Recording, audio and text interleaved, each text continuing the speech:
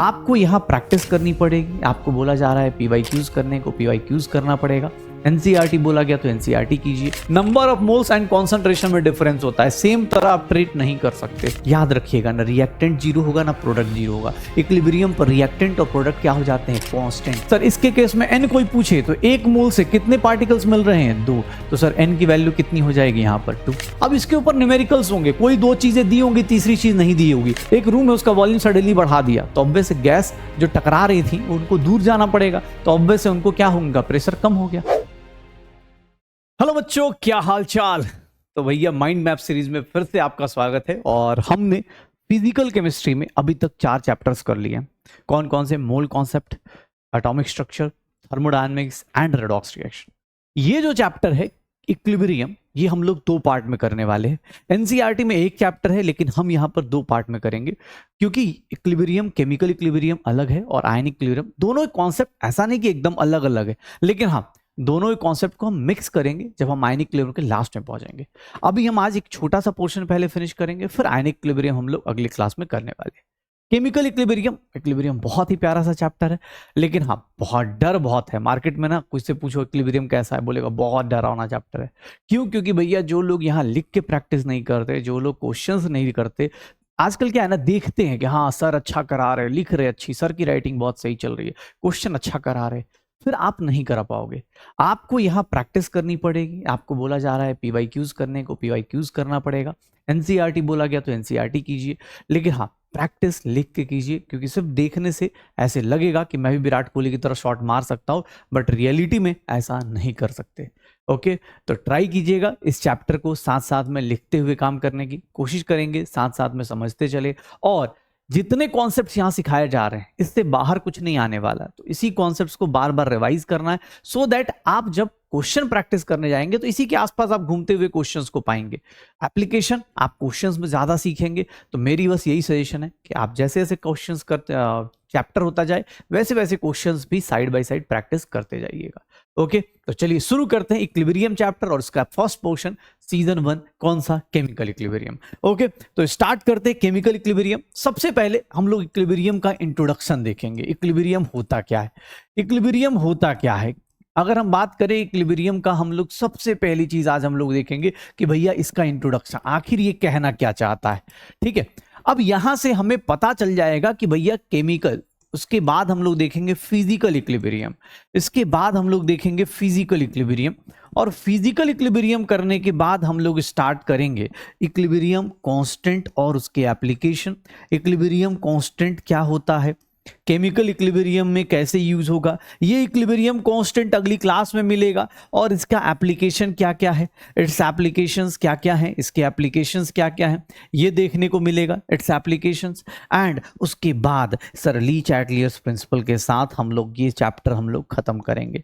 तो भैया बहुत छोटा सा चैप्टर है, ज्यादा नहीं, लेकिन हाँ कोशिश करिएगा जितना हो सकता है ये चारों पार्ट मिला के मिनिमम आपको, मिनिमम क्वेश्चंस आपको, मिनिमम कम से कम 2 क्वेश्चंस आपको डायरेक्ट वे में मिले चाहे इनडायरेक्ट वे में मिले। इस कॉन्सेप्ट को, ये चैप्टर्स जो होते हैं आयनिक इक्विलिब्रियम को मिला दे तो दोनों को मिला के कम से कम 2 क्वेश्चंस मिनिमम मिलने वाले हैं। मैक्सिमम आपके पास 3 से 4 क्वेश्चन, मतलब ये पूरा चैप्टर आपके 10 मार्क्स का गेम लेके चलेगा। ठीक है ना, आपको एग्जाम हॉल में इस चैप्टर को अच्छा कर लिया तो आयनिक इक्विलिब्रियम भी आपके लिए आसान हो जाएगा। कुछ भी रट्टाफिकेशन नहीं है, तो बहुत ज्यादा नहीं सोचना कि अरे सर कैसे करेंगे, क्या करेंगे। सिंपल सा एकदम लगाइए, और इस वीडियो को, इस माइंड मैप सीरीज को मैं बार बार बोल रहा हूँ बेटा, चाहे कुछ भी हो जाए सेव करके रखिए। जब भी आपको लगे कि भैया मुझे ये चैप्टर रिवाइज करना है, 1 घंटा 1.5 घंटे में आपका पूरा चैप्टर रिवाइज हो जाएगा। एक टाइप से ये पॉडकास्ट सीरीज की तरह इसको लेके चलिएगा। ओके, चलिए शुरू करते हैं, देखते हैं आखिर हमारा इक्विलिब्रियम कहना क्या चाहता है। अगर मैं बात करूं इंट्रोडक्शन की, तो ये चैप्टर बहुत सिंपल सा चैप्टर है। पता है इंट्रोडक्शन क्या है? इक्विलिब्रियम किसको बोलते हैं? इक्विलिब्रियम एक ऐसी कंडीशन बोली जाती है जहां पर जितना आप फॉरवर्ड जाते हैं उतने ही टाइम में उतना आप बैकवर्ड आ जाते हैं। मतलब सर इसका डेली लाइफ में एग्जांपल होता है आपके अंदर जो आने वाला सैचुरेशन है। जैसे आप पढ़ते पढ़ते बोलते हैं ना कि सर 10 घंटे पढ़ लिया, अब दिमाग में कुछ भी नहीं घुस रहा। अगर किताब खोल के बैठे भी रहोगे तो आप क्या होगा, जितना पढ़ोगे उतना ही भूलते जाओगे। उसी सैचुरेशन को केमिस्ट्री में इक्विलिब्रियम बोला जाता है। इक्विलिब्रियम है क्या? अगर मुझसे कोई पूछ दे इक्विलिब्रियम किसको डिफाइन करेंगे, कैसे करेंगे, तो इक्विलिब्रियम को ध्यान सुनिएगा। इक्विलिब्रियम सबसे पहली बात, ये एक ऐसी स्टेज ऑफ रिएक्शन है, स्टेज ऑफ रिएक्शन, ये ऐसा स्टेज ऑफ रिएक्शन है where net reaction, net rate of reaction becomes zero, net rate of reaction becomes zero. क्यों भैया net rate of reaction becomes zero? क्यों भैया जीरो क्यों हो जाएगा? Because for rate of forward reaction is equals to rate of forward reaction is equals to rate of backward reaction, rate of forward reaction is equals to rate of backward reaction। मतलब जितना आप आगे जाएंगे उतना ही आप पीछे आ जाएंगे। इसी कंडीशन को क्या बोला जाता है सर? इसी कंडीशन को क्या बोला जाता है सर? इक्विलिब्रियम बोला जाता है। इक्विलिब्रियम क्या है? एक ऐसी कंडीशन जहां पर 2 स्टेप आगे जा रहे हैं उतने ही टाइम में 2 स्टेप पीछे आ गए, ओवरऑल चेंज कितना दिखेगा? जीरो दिखेगा। ओवरऑल चेंज कितना दिखेगा? जीरो दिखेगा। इक्विलिब्रियम इज पॉसिबल, ध्यान सुनिएगा, इज पॉसिबल सर कहां पर पॉसिबल होगा? Only for reversible reaction. Reversible reaction में ही इक्विलिब्रियम पॉसिबल हो जाता है, याद रखिएगा। इसके अलावा रिवर्सिबल रिएक्शन कैसे दिखाते सर? रिवर्सिबल रिएक्शन ऐसे दोनों डायरेक्शन में होता है। रिवर्सिबल का मतलब आप फॉरवर्ड भी जा सकते हैं, बैकवर्ड भी जा सकते हैं, तो रिवर्सिबल रिएक्शन में पॉसिबल होगा। इक्विलिब्रियम कहां पॉसिबल होता है sir? Possible in close container. आप क्लोज कंटेनर में ही, क्लोज वेसल में ही आप कर पाएंगे। इक्विलिब्रियम कहां पॉसिबल होगा? क्लोज वेसल में। अगर सेम रिएक्शन, ध्यान सुनिएगा, अगर कहीं पर ओपन वेसल दिया है, ये रिएक्शन कोई बोले सर एक रिवर्सिबल रिएक्शन है, ये देखिए रिवर्सिबल रिएक्शन है, क्या यहां पर इक्विलिब्रियम आएगा? अगर मैं ऐसे लिख दूं, यहां पर ओपन वेसल लिख दूं, अगर मैं ओपन वेसल लिखता हूं तो इस केस में इक्विलिब्रियम, अब ओपन वेसल लिखता हूं, अगर ओपन वेसल लिख दूं तो इस केस में इक्विलिब्रियम कभी पॉसिबल। लेकिन अगर यहीं पर क्लोज्ड वेसल लिख दूं, अगर मैं यहां पर क्लोज्ड वेसल लिख दूं तो यहां पर इक्विलिब्रियम पॉसिबल है। ओपन वेसल में ऑब्वियस CO2 गैस बाहर चली जाएगी तो बैकवर्ड आने के चांसेस कम हो जाएंगे। इसीलिए हम बोलते हैं कि भैया देख लो, स्टेज ऑफ इक्विलिब्रियम जहां पर नेट रेट ऑफ रिएक्शन क्या हो जाए? Zero. Net rate of reaction क्या हो जाए? Zero. Net rate of reaction क्या हो जाए? जीरो। पॉसिबल किसके लिए है? रिवर्सिबल के लिए। पॉसिबल किसके लिए है? रिवर्सिबल के लिए। और यहां पर एक बात बताना, इक्विलिब्रियम का मतलब क्या है कि जहां पर ना चेंज जीरो हो जाए, मतलब कोई भी all measurable properties, values of all measurable properties, values of all measurable properties क्या हो जाएंगे? all measurable properties becomes constant। यहां पर एक कांस्टेंट हो जाएंगी सारी की सारी। मेजरेबल प्रॉपर्टीज मतलब कंसंट्रेशन, प्रेशर, तो सर यहां पर ना इक्विलिब्रियम कांस्टेंट डिफाइन हो जाता है। ये क्या कहलाता है? Equilibrium constant. ये क्या है? एक ऐसा रेशियो होता है जब को दो कांस्टेंट को डिफाइन करेंगे, उनका रेशियो लेंगे, इक्विलिब्रियम कांस्टेंट कहलाएगा। तो values of all measurable properties क्या हो जाएंगी? कांस्टेंट हो जाएंगी। अच्छा, जब ये कांस्टेंट हो जाएगा, जब ये कांस्टेंट हो जाएगा, इक्विलिब्रियम के बारे में एक चीज और बोल सकते हैं क्या कि सर इक्विलिब्रियम पर कोई बोले कि सर रिएक्शन स्टॉप होती है, सर ओवरऑल कोई पूछे रिएक्शन स्टॉप नहीं होती, रिएक्शन होती है, बस क्या होगा सर जाने का और आने का स्पीड क्या हो जाएगा? बराबर। तो हमें लगता है कि रिएक्शन स्टॉप है, कोई चेंज नहीं हो रहा, सर ये दिखता है ओवरऑल रिएक्शन सीम्स टू, ध्यान सुनना, overall reaction seems to be stopped but at molecular level sir क्या हो रहा होगा? मॉलिक्यूलर लेवल पे अगर आप बात करेंगे तो reaction occurs in both direction at same speed, sir दोनों डायरेक्शन में हो रही है सेम स्पीड में, तो ओवरऑल हमें दिखता है कि चेंज नहीं हो रहा, लेकिन रियल में क्या होता है? हो रहा होता है। इसीलिए इक्विलिब्रियम के बारे में एक लाइन और बोली जाती है कि sir it is dynamic equilibrium या dynamic in nature. Dynamic in nature का मतलब क्या हो जाता है कि सर आपका बोथ डायरेक्शन में रिएक्शन होगी। तो इक्विलिब्रियम की कुछ बेसिक प्रॉपर्टीज हैं। इक्विलिब्रियम का इंट्रोडक्शन देखो, कितना प्यारा सा इंट्रोडक्शन है। बोल रहा है कि सर मैं ऐसे होता हूं, पॉसिबल होता है। यहां पर कोई भी अगर तुमसे कोई भी ग्राफ दे दे ना इक्विलिब्रियम का, अगर ग्राफ्स ऑफ इक्विलिब्रियम बात की जाए, ग्राफ्स ऑफ इक्विलिब्रियम, अगर इक्विलिब्रियम के ऊपर ग्राफ बनाया जाए तो याद रखना, अगर रेट वर्सेस टाइम का ग्राफ बनाया जाएगा तो रेट वर्सेस टाइम में सिर्फ एक ही ग्राफ पॉसिबल है। रेट वर्सेस टाइम में सिर्फ एक ही ग्राफ पॉसिबल है। किसका? रेट वर्सेस टाइम में ग्राफ में देखोगे तो रेट जो होता है, ध्यान से देखिएगा, रेट वर्सेस टाइम का ग्राफ देखेंगे अगर आप, तो रेट वर्सेस टाइम के ग्राफ में देखेंगे सर ये देखो सर, ये रेट ऑफ फॉरवर्ड रिएक्शन और रेट ऑफ बैकवर्ड रिएक्शन देख लो, ये पॉइंट जो होगा ये क्या कहलाएगा, इक्विलिब्रियम पॉइंट कहलाएगा। बेटा बार बार इक्विलिब्रियम बहुत बड़ा ना लिख के EQM भी लिख सकते हैं। इक्विलिब्रियम को हम बार बार EQM, जैसे इक्वेशन होता है ना, मैं लिख देता हूं, पता चला, क्योंकि EQN ये किसको रिप्रेजेंट करता है, इक्वेशन को, और EQM अगर EQM लेते हैं तो इक्विलिब्रियम, ठीक है, क्योंकि बार बार इतना बड़ा इक्विलिब्रियम कौन लिखेगा, तो इसीलिए हम शॉर्टकट में इस तरह का शॉर्टकट लगाते हैं, इक्वेशन और इक्विलिब्रियम का। ये इक्विलिब्रियम पॉइंट हो गया, रेट फॉरवर्ड का, रेट बैकवर्ड का, ऐसा रेट वर्सेस टाइम का एक ही पॉइंट। क्यों, क्योंकि एट इक्विलिब्रियम हमने क्या पढ़ा है, rate of forward is equals to rate of backward, ठीक है ना, rate of forward is equals to rate of backward. Sir rate versus time का सिर्फ एक ग्राफ बनेगा, क्योंकि यहां पर एक ही ऑप्शन है, रेट को इक्वल होना ही पड़ेगा। लेकिन अगर मैं बोलूं कॉन्सेंट्रेशन वर्सेस टाइम का ग्राफ बनाओ, कॉन्सेंट्रेशन वर्सेस टाइम का ग्राफ बनाओ, तो यहां पर कॉन्सेंट्रेशन कोई ऐसा फिक्स नहीं है कि सर कॉन्सेंट्रेशन इक्विलिब्रियम पर क्या हो जाए, इक्वल हो जाए। बस ये पता है कि कॉन्सेंट्रेशन या प्रेशर कांस्टेंट हो जाते हैं, चेंज नहीं करते, इतना ही पता है। तो इक्विलिब्रियम पर क्या किया जाता है, ध्यान सुनिएगा, रिएक्टेंट का कॉन्सेंट्रेशन डिक्रीज कर रहा है, प्रोडक्ट का कॉन्सेंट्रेशन इंक्रीज कर रहा है। रिएक्टेंट का कॉन्सेंट्रेशन, यहां से हम स्ट्रेट लाइन मान लेते हैं कुछ, अगर हाँ ये देखो, तो यहां पर क्या हो रहा होगा, इस पॉइंट के बाद देखो दोनों के अंदर कोई चेंज नहीं हो रहा, ये रिएक्टेंट का कॉन्सेंट्रेशन है, ये प्रोडक्ट का कॉन्सेंट्रेशन है। ये जो पॉइंट है ये क्या कहलाएगा, इस जो पॉइंट को हम लोग बात करें तो ये क्या कहलाएगा, इक्विलिब्रियम पर कहलाएगा क्या। सर देखो ना, यहां पर ना इसके अंदर चेंज आ रहा है ना प्रोडक्ट के अंदर, जहां पर दोनों के अंदर चेंज क्या हो जाए, कांस्टेंट हो जाए, चेंज हो ही ना, सब कुछ वैल्यूज कांस्टेंट हो गई, ये क्या कहलाएगा, इक्विलिब्रियम कहलाएगा। ये पॉइंट क्या कहलाएगा, इक्विलिब्रियम पॉइंट कहलाएगा। अगर मैं देखो कॉन्सेंट्रेशन वर्सेस टाइम का, सर यहां पर जरूरी नहीं है कि भैया दोनों कॉन्सेंट्रेशन इक्वल हो, नहीं इक्वल नहीं होना सर, इक्वल जरूरी नहीं है, यहां पर बस इतना जरूरी है कि कांस्टेंट हो जाए, बस इतना जरूरी है कि ये कांस्टेंट हो जाए। जैसे जैसे इस पॉइंट के बाद देखोगे तो यहां पर रिएक्टेंट है, यहां पर प्रोडक्ट है। इक्विलिब्रियम पर बस इतना पता है कि सर ये इक्विलिब्रियम कंडीशन जो है, बस इतना पता होना चाहिए कि भैया ये क्या है, सर ये इक्विलिब्रियम यहां से स्टार्ट हो रहा है, यहां से स्टार्ट हो रहा है, कोई चेंज नहीं आ रहा। रिएक्टेंट प्रोडक्ट क्या हो गए, कांस्टेंट हो गए। कॉन्सेंट्रेशन वर्सेस टाइम का ग्राफ देखोगे, 3 ग्राफ पॉसिबल है, क्योंकि सर तीनों में कोई भी इक्विलिब्रियम को रिप्रेजेंट कर सकता है। ये देख लो, इधर से रिएक्टेंट आया, इधर से प्रोडक्ट आया, अब यहां पर दोनों इक्वल हो गए और कांस्टेंट हो गए, तो ये कंडीशन क्या कहलाएगी, इक्विलिब्रियम कहलाएगी।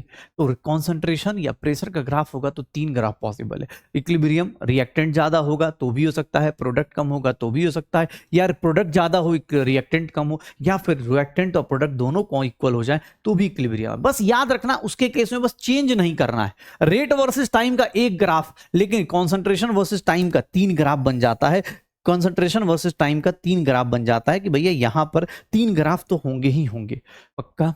चलो अब बेसिक बात करें इक्विलिब्रियम की, तो इक्विलिब्रियम पर याद रखिएगा ना रिएक्टेंट जीरो होगा ना प्रोडक्ट जीरो होगा। इक्विलिब्रियम पर रिएक्टेंट और प्रोडक्ट क्या हो जाते हैं, कांस्टेंट, उनके अंदर चेंज नहीं आता, ना उनका कॉन्सेंट्रेशन चेंज होगा ना उनका प्रेशर, कोई भी मेजरेबल प्रॉपर्टीज उनकी चेंज नहीं होती है। इतनी ही बात याद रखना। कोई बोले कि सर इक्विलिब्रियम पर क्या होता है, सर इक्विलिब्रियम स्टेज अगर हम बात करें, इक्विलिब्रियम स्टेज की बात की जाए तो इक्विलिब्रियम स्टेज को देखना ध्यान से, इक्विलिब्रियम स्टेज क्या है, तो आप एनसीईआरटी पढ़ोगे तो एनसीईआरटी में क्या बोलता है कि equilibrium stage is nothing sir, balance of driving force. कौन से ड्राइविंग फोर्स, आपने थर्मोडायनेमिक्स में बताया गया था 2 ड्राइविंग फोर्स होते हैं, कौन कौन से सर, एक क्या होती है सर मैक्सिमम स्टेबिलिटी, या फिर हम बोल देते हैं मिनिमम एनर्जी, मैक्सिमम स्टेबिलिटी या फिर मिनिमम एनर्जी, यही होता है मैक्सिमम स्टेबिलिटी या फिर मिनिमम एनर्जी। और सर मिनिमम और मैक्सिमम रैंडमनेस हो जाता है, मैक्सिमम रैंडमनेस हो जाता है, मैक्सिमम रैंडमनेस हो जाता है, मिनिमम एनर्जी मैक्सिमम रैंडमनेस। ये क्या था, delta S greater than zero, और यहां पर क्या था, delta H less than zero. इन दोनों के बीच का ड्राइविंग फोर्स, मतलब 2 ड्राइविंग फोर्स थे, इन दोनों का जो कंप्रोमाइज होता है या बैलेंस होता है, इसी कंडीशन को क्या बोला जाता है, इक्विलिब्रियम। इक्विलिब्रियम स्टेज पर क्या हो जाएगा, इक्विलिब्रियम स्टेज पर हमने पढ़ा ना कि rate of forward is equals to rate of forward reaction is equals to rate of backward reaction. अच्छा मैं ऐसा बोल दूं, इक्विलिब्रियम स्टेज पर इक्विलिब्रियम मिक्सचर के अंदर क्या होगा, इक्विलिब्रियम पर जो मिक्सचर बनेगा उसके अंदर कौन होगा? इक्विलिब्रियम मिक्सचर में अंदर कौन होगा? रिएक्टेंट होगा, सिर्फ प्रोडक्ट होगा, या दोनों हो सकते हैं? इक्विलिब्रियम मिक्सचर पे जो मिक्सचर आएगा एट इक्विलिब्रियम, तो वहां रिएक्टेंट भी होगा, प्रोडक्ट भी होगा। कोई भी टर्म जीरो नहीं होता, इक्वल हो अनइक्वल हो कोई फर्क नहीं पड़ता। इक्विलिब्रियम मिक्सचर क्या करेगा? कंटेन्स, ऐसे लिख सकते हैं ना, it contains reactant as well as product, दोनों की concentration, reactant as well as product लिख सकते हैं। इक्विलिब्रियम मिक्सचर पूछेगा तो याद रखिएगा एट इक्विलिब्रियम ये डायनेमिक होता है। डायनेमिक मतलब दोनों डायरेक्शन में रिएक्शन होगी, डायनेमिक इन नेचर। ये बात छोटी छोटी लाइंस है। ये देखो अभी इसका क्या चल रहा है? इंट्रोडक्शन ही चल रहा है, इंट्रोडक्शन ही चल रहा है। अब इक्विलिब्रियम को अगर हम डिवाइड करने जाएं तो इक्विलिब्रियम हम लोग 3 पार्ट में डिवाइड कर देते हैं। कौन कौन सा? ध्यान सुनिएगा। ये देखिए इक्विलिब्रियम को अगर हम कैसे डिवाइड करने जाएं, टाइप्स ऑफ इक्विलिब्रियम किसके बेसिस पे? On the basis of phase of on the basis of phases of reactants and product, phases of reactants and products, on the basis of reactants and products। मतलब equilibrium 2 type का। कौन कौन सा? देख लो। एक को बोलेंगे होमोजीनियस इक्विलिब्रियम, एक को बोलेंगे होमोजीनियस इक्विलिब्रियम। एक क्या कहलाएगा? Homogeneous equilibrium. और दूसरा क्या कहलाएगा? Heterogeneous equilibrium. होमोजीनियस इक्विलिब्रियम और हेट्रोजीनियस इक्विलिब्रियम का मीनिंग क्या होता है? इक्विलिब्रियम का अभी इंट्रोडक्शन ही कर रहे हैं, अभी तो केमिकल बाकी है। हाँ, सिर्फ इंट्रोडक्शन पढ़ रहे हैं। होमोजीनियस इक्विलिब्रियम मतलब सिर्फ और सिर्फ only one phase of reactants और products are present. Reactant and product एक ही फेज में प्रेजेंट होंगे। रिएक्टेंट एंड प्रोडक्ट सिर्फ और सिर्फ एक ही फेज में प्रेजेंट होंगे। Only one phase of reactants and products are present. देख लो, अगर रिएक्टेंट सॉलिड में है तो प्रोडक्ट भी किस में होना चाहिए? सॉलिड में। रिएक्टेंट अगर गैस में है तो प्रोडक्ट भी किस में होना चाहिए? गैस में होना चाहिए। इसी को क्या बोला जाएगा? Homogeneous equilibrium. हेट्रोजीनियस इक्विलिब्रियम किसको बोलेंगे? सर हेट्रोजीनियस मतलब more than one phase of reactants and products are present। more than one phase of reactant and products are present। reactants and products are present। देख लो, ये heterogeneous का मतलब क्या हो गया कि रिएक्टेंट सॉलिड है तो प्रोडक्ट किस में चला गया? गैस में। रिएक्टेंट अगर गैस है तो प्रोडक्ट कहां चला गया? लिक्विड में। तो ऐसे इक्विलिब्रियम को क्या बोला जाता है? Heterogeneous equilibrium. तो इक्विलिब्रियम को on the basis of phases define करोगे तो क्या होगा? होमोजीनियस और हेट्रोजीनियस। लेकिन अगर इक्विलिब्रियम को on the basis of process define करे, इक्विलिब्रियम को अगर ऑन द बेसिस ऑफ, ध्यान सुनिएगा, इक्विलिब्रियम को on the basis of process involved, अगर इसके ऊपर डिवाइन करेंगे तो सर ये पता है 2-3 पार्ट में आ जाता है। इक्विलिब्रियम 3 पार्ट में टूट जाएगा। कौन कौन सा? ध्यान सुनिएगा। अगर फिजिकल प्रोसेस है इन्वॉल्व, मतलब कोई केमिकल चेंज नहीं है, उसके केस में फिजिकल इक्विलिब्रियम। अगर कोई बात करे कि नहीं सर केमिकल रिएक्शन हो रही है तो उसका नाम क्या रख देंगे? Chemical equilibrium. और अगर कोई बोले कि नहीं सर मैं तो आयंस इन्वॉल्व कर रहा हूं तो इसके लिए क्या बोलेंगे? Ionic equilibrium. ये क्या कहलाएगा? Ionic equilibrium. ये फिजिकल इक्विलिब्रियम, ये आयनिक इक्विलिब्रियम।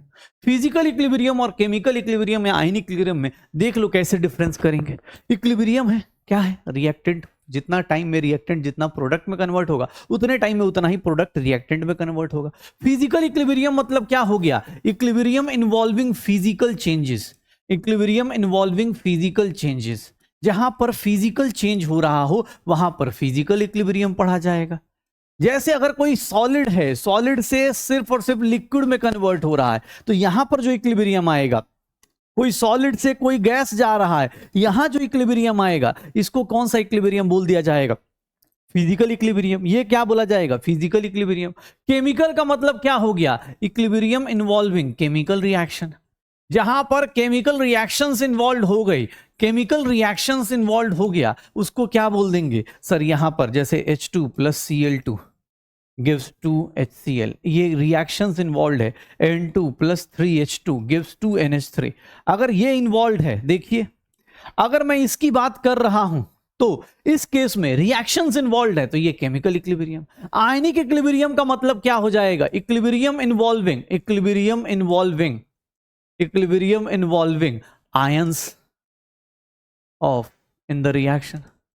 अगर आयंस हैं तो यहाँ पर आयनिक इक्विलिब्रियम, जैसे अगर मैं ये लिख देता हूँ, ये अगला चैप्टर है, हम लोग अगले लेक्चर में इसको कवर करेंगे। आज हम लोग फिजिकल और केमिकल के बारे में सब कुछ जान जाएंगे। अगर आज हम बात करें, ठीक है, अगर हम बात करेंगे तो इसके बारे में, इसे लिख देता हूं, अगर इसके बारे में बात करें तो आज हम आयनिक इक्विलिब्रियम के बारे में बात नहीं करेंगे, आज हम बात करेंगे फिजिकल और केमिकल इक्विलिब्रियम की। ये देख लो, ये हमारा अगला टॉपिक है, ये हम अगली क्लास में डिस्कस करने वाले हैं आयनिक इक्विलिब्रियम। आज हमारा टॉपिक फिजिकल और केमिकल के ऊपर है। आइए शुरू करते हैं फिजिकल इक्विलिब्रियम। फिजिकल इक्विलिब्रियम सिर्फ फिजिकल प्रोसेस देखना है, बहुत सिंपल सा, ध्यान सुनिएगा। फिजिकल इक्विलिब्रियम भैया क्या होता है? कोई पूछे कि सर फिजिकल इक्विलिब्रियम कहां पर पॉसिबल है, अगेन बेटा फिर से बोल रहा हूं, फिजिकल इक्विलिब्रियम भी सेम कंडीशन फॉलो करता है। मतलब ये भी किसके लिए होगा sir? For reversible process, for reversible process. दूसरा, ये भी कहां पॉसिबल होगा sir? In a close container. कोई ऐसा मत बोल देना sir in the close container.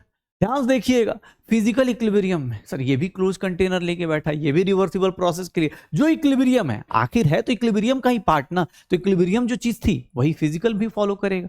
Physical में क्या है कि सिर्फ फिजिकल चेंज लिया जाता है, इसीलिए यहां पर रिएक्शन का टेंशन नहीं है। यहां पर क्या होता है, अगर मैं पहला फिजिकल इक्विलिब्रियम का एग्जांपल लूं तो solid liquid equilibrium. Solid liquid equilibrium का मीनिंग क्या होता है एक बार देखिए। इसका मतलब क्या है? अगर मैं कहीं बोल दूं कि सर कोई सॉलिड है, मान लो ए सॉलिड है, ए लिक्विड में जा रहा है और इक्विलिब्रियम आ गया, सर यहां सिर्फ फेज चेंज हो रहा है। जब भी फेज चेंज होता है कांस्टेंट टेम्परेचर पे होता है। अगर मैं ऐसा बोलता हूं तो एट इक्विलिब्रियम मैं क्या बोलने वाला हूं कि क्या बोलूंगा कि सर जितना फॉरवर्ड जा रहे होंगे सॉलिड से, जितना लिक्विड फॉरवर्ड जाएंगे उतना ही लिक्विड से सॉलिड आ जाएंगे। मतलब जितने टाइम में जितना solid, rate of fusion of sir क्या हो जाएगा sir? Rate of fusion of solid is equals to rate of crystallisation of liquid. यही होगा सर। जितने टाइम में वो सॉलिड से लिक्विड आएगा उतने टाइम में ये क्रिस्टलाइज हो जाएगा। एट इक्विलिब्रियम सर इस टेम्परेचर पे, जिस टेम्परेचर पे पॉसिबल होता है उसी टेम्परेचर को हम लोग क्या बोल देते हैं? मेल्टिंग पॉइंट या फिर फ्रीजिंग पॉइंट बोल दिया जाता है। जब भी इस तरह का इक्विलिब्रियम आए समझ जाना यही मेल्टिंग पॉइंट और फ्रीजिंग पॉइंट है। सेकेंड वन, अगर लिक्विड गैस का इक्विलिब्रियम बोल दिया जाए, लिक्विड और गैस का इक्विलिब्रियम बोला जाए तो लिक्विड गैस का इक्विलिब्रियम, ध्यान से देखना, लिक्विड गैस का इक्विलिब्रियम कैसा होगा? लिक्विड गैस का इक्विलिब्रियम कैसा होगा सर? ए लिक्विड है, किस में जा रहा है? ए गैस में जा रहा है। सर यहां पर एट इक्विलिब्रियम क्या बात बोली जाएगी? इक्विलिब्रियम पर क्या होगा? जितना लिक्विड गैस में उतना ही गैस लिक्विड में। मतलब rate of vaporisation of a liquid is equals to rate of condensation of gas. जितने टाइम में लिक्विड गैस में जाएगा उतने टाइम में उतना ही एक इसमें आ जाए इसको। ये जो इक्विलिब्रियम होगा जिस टेम्परेचर पे होगा उस टेम्परेचर का नाम क्या रख देते हैं? Boiling point of liquid, boiling point रख दिया जाता है। तो देख लो, अगर थर्ड वन की बात करें कि सर तीसरा solid gas equilibrium, solid gas equilibrium, यहां पर भी क्या होगा सर? ऐसे कुछ कंपाउंड्स होते हैं ना जो डायरेक्ट सॉलिड से गैस में चले जाते हैं, जैसे अमोनियम क्लोराइड हो गया, कैम्फर हो गया, I2 आयोडीन गैस हो गया, आयोडीन वो चल रहा है। तो यहां पर देखोगे ए सॉलिड से अगर वो किस में जा रहा है? ए गैस में, तो हम क्या बोलेंगे? एट इक्विलिब्रियम क्या हो रहा होगा सर? जितना ज्यादा रेट ऑफ सब्लिमेशन होगा, rate of sublimation of A solid, जितना ए सॉलिड गैस में जा रहा होगा उतने टाइम में उतना ही रेट ऑफ डी सब्लिमेशन, या फिर इसी को बोलने का तरीका ए सब्लिमेशन भी होता है, D sublimation of A gas. Sublimation भी बोल सकते हैं, दोनों वर्ड यूज करते हैं, डी सब्लिमेशन भी, ए सब्लिमेशन भी, हाँ, या सब्लिमेशन भी यूज कर सकते हैं। जितने टाइम में ये इतना जाएगा। तो हो क्या रहा है? इक्विलिब्रियम का मीनिंग क्या है कि सर यहां पर सिर्फ और सिर्फ आप क्या कर रहे हैं? फिजिकल प्रोसेस है, कोई रिएक्शंस नहीं हो रही, सिर्फ और सिर्फ क्या हो रहा है? Only physical process, physical change हो रहा है, कोई कंपाउंड या कोई रिएक्शन नहीं हो रहा है, इसीलिए इसका नाम क्या रखा है? Physical equilibrium. फिजिकल इक्विलिब्रियम ये दोनों तो रहते ही तीनों हैं, लेकिन और भी जगह आ जाते हैं। कैसे सर? यहां पर भी आ जाएगा solubility of equilibrium in dissolution of solid in liquid. Solid in liquid को अगर आप डिसॉल्व करते हैं, सॉलिड इन लिक्विड्स को आप डिसॉल्व करते हैं, सॉलिड इन लिक्विड, इसमें भी इक्विलिब्रियम आ सकता है। कैसे? इक्विलिब्रियम का मीनिंग यहां समझिए। अगर सॉलिड को लिक्विड में डिसॉल्व कर ले, एक शुगर वाटर का सॉल्यूशन ले लीजिए, आप शुगर डिसॉल्व कर रहे हैं, एक लिमिट तक वो डिसॉल्व होगा, उसके बाद आप चाहे जितना भी शुगर ऐड कर दे और चाहे जितना भी इसको स्टीयर कर लें, वो अपने पास शुगर उतना पानी में डिसॉल्व नहीं हो पाता है। कैसे? ये देखना यहां पर, सर सॉलिड क्या है? सॉल्यूट है। देखो इसका इक्विलिब्रियम क्या है? सॉलिड सॉल्यूट है, लिक्विड सॉल्वेंट है। कोई बोले कि सर ये टॉपिक सर ये एनसीईआरटी में है, ये सब एनसीईआरटी में है, ये एनसीईआरटी में आपको दिख जाएगा। अगर मैं इसका इक्विलिब्रियम डिफाइन कर रहा हूं तो एट इक्विलिब्रियम क्या हो रहा होगा? एट इक्विलिब्रियम क्या होगा? जितना ज्यादा rate of dissolution of solid in liquid, जितना ज्यादा सॉलिड लिक्विड में जितना डिसॉल्व करेगा इक्विलिब्रियम पर, उतना ही रेट ऑफ क्रिस्टलाइजेशन ऑफ क्या हो जाएगा? Solid from liquid, from solution. उतने टाइम में उतना ही सॉलिड सॉल्यूट बन के बाहर आ जाएगा। मतलब जितना आप डिसॉल्व करने की कोशिश करेंगे उतने टाइम में। इक्विलिब्रियम का मतलब क्या है कि सर जितना फॉरवर्ड उतना ही बैकवर्ड, जितना आप सॉल्यूशन बनाएंगे उतना ही बाहर आ जाएगा। इसी को क्या बोलेंगे? Dissolution of solid in liquid. पक्का? तो हो जाएगा। ये देख लो। और कुछ बोला सर? और कुछ? तो सर एक और इक्विलिब्रियम है, equilibrium in dissolution of gas in liquid. Gas in liquid का अगर आप देखेंगे तो गैस इन लिक्विड में आप देख लो, dissolution of gas in liquid में क्या हो जाएगा? सर यहां पर अगर बात करेंगे, यहां पर गैस सॉल्यूट होता है, लिक्विड सॉल्वेंट होता है, गैस सॉल्यूट होता है, लिक्विड सॉल्वेंट होता है, और यहां पर क्या बन जाएगा? Solution.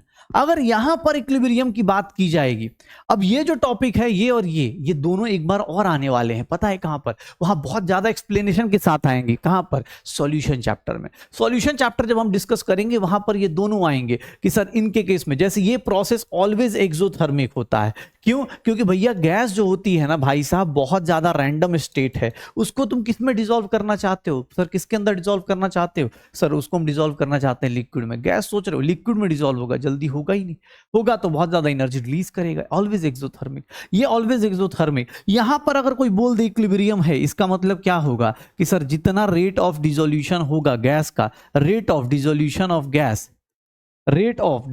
Of gas in liquid, उतना ही ज्यादा, उतने टाइम में जितना ये डिसॉल्व करेगा उतने टाइम में rate of escape of gas from liquid, उतना ही गैस लिक्विड से बाहर आ जाएगा, उतना ही गैस लिक्विड से बाहर आ जाएगा। ये याद रखना। बाकी अब आगे जब हम लोग आगे पढ़ेंगे इस चैप्टर्स को, जब सॉल्यूशन पढ़ेंगे तो वहां पर ये भी एक लाइन आती है कि solubility of gas in liquid is inversely proportional to temperature and directly proportional to pressure. ये इनवर्सली प्रोपोर्शनल टू टेम्परेचर, क्योंकि एक्सोथर्मिक है तो हमेशा inversely proportional temperature, directly proportional to pressure. इसी का नाम क्या रख देते हैं? Henry's law. ये हमारा वेट कर रहा है किसमें? ये हमें ये टॉपिक वेट कर रहा है, हमें फिर से दोबारा मिलेगा जब हम सॉल्यूशन चैप्टर पढ़ेंगे। वहां पर ये दोबारा हमें मिलेगा, बोलेगा कि भैया याद करो, मैं मुझे पहचानो, मैं हूं कौन? इक्विलिब्रियम में आया हुआ डॉन। याद है?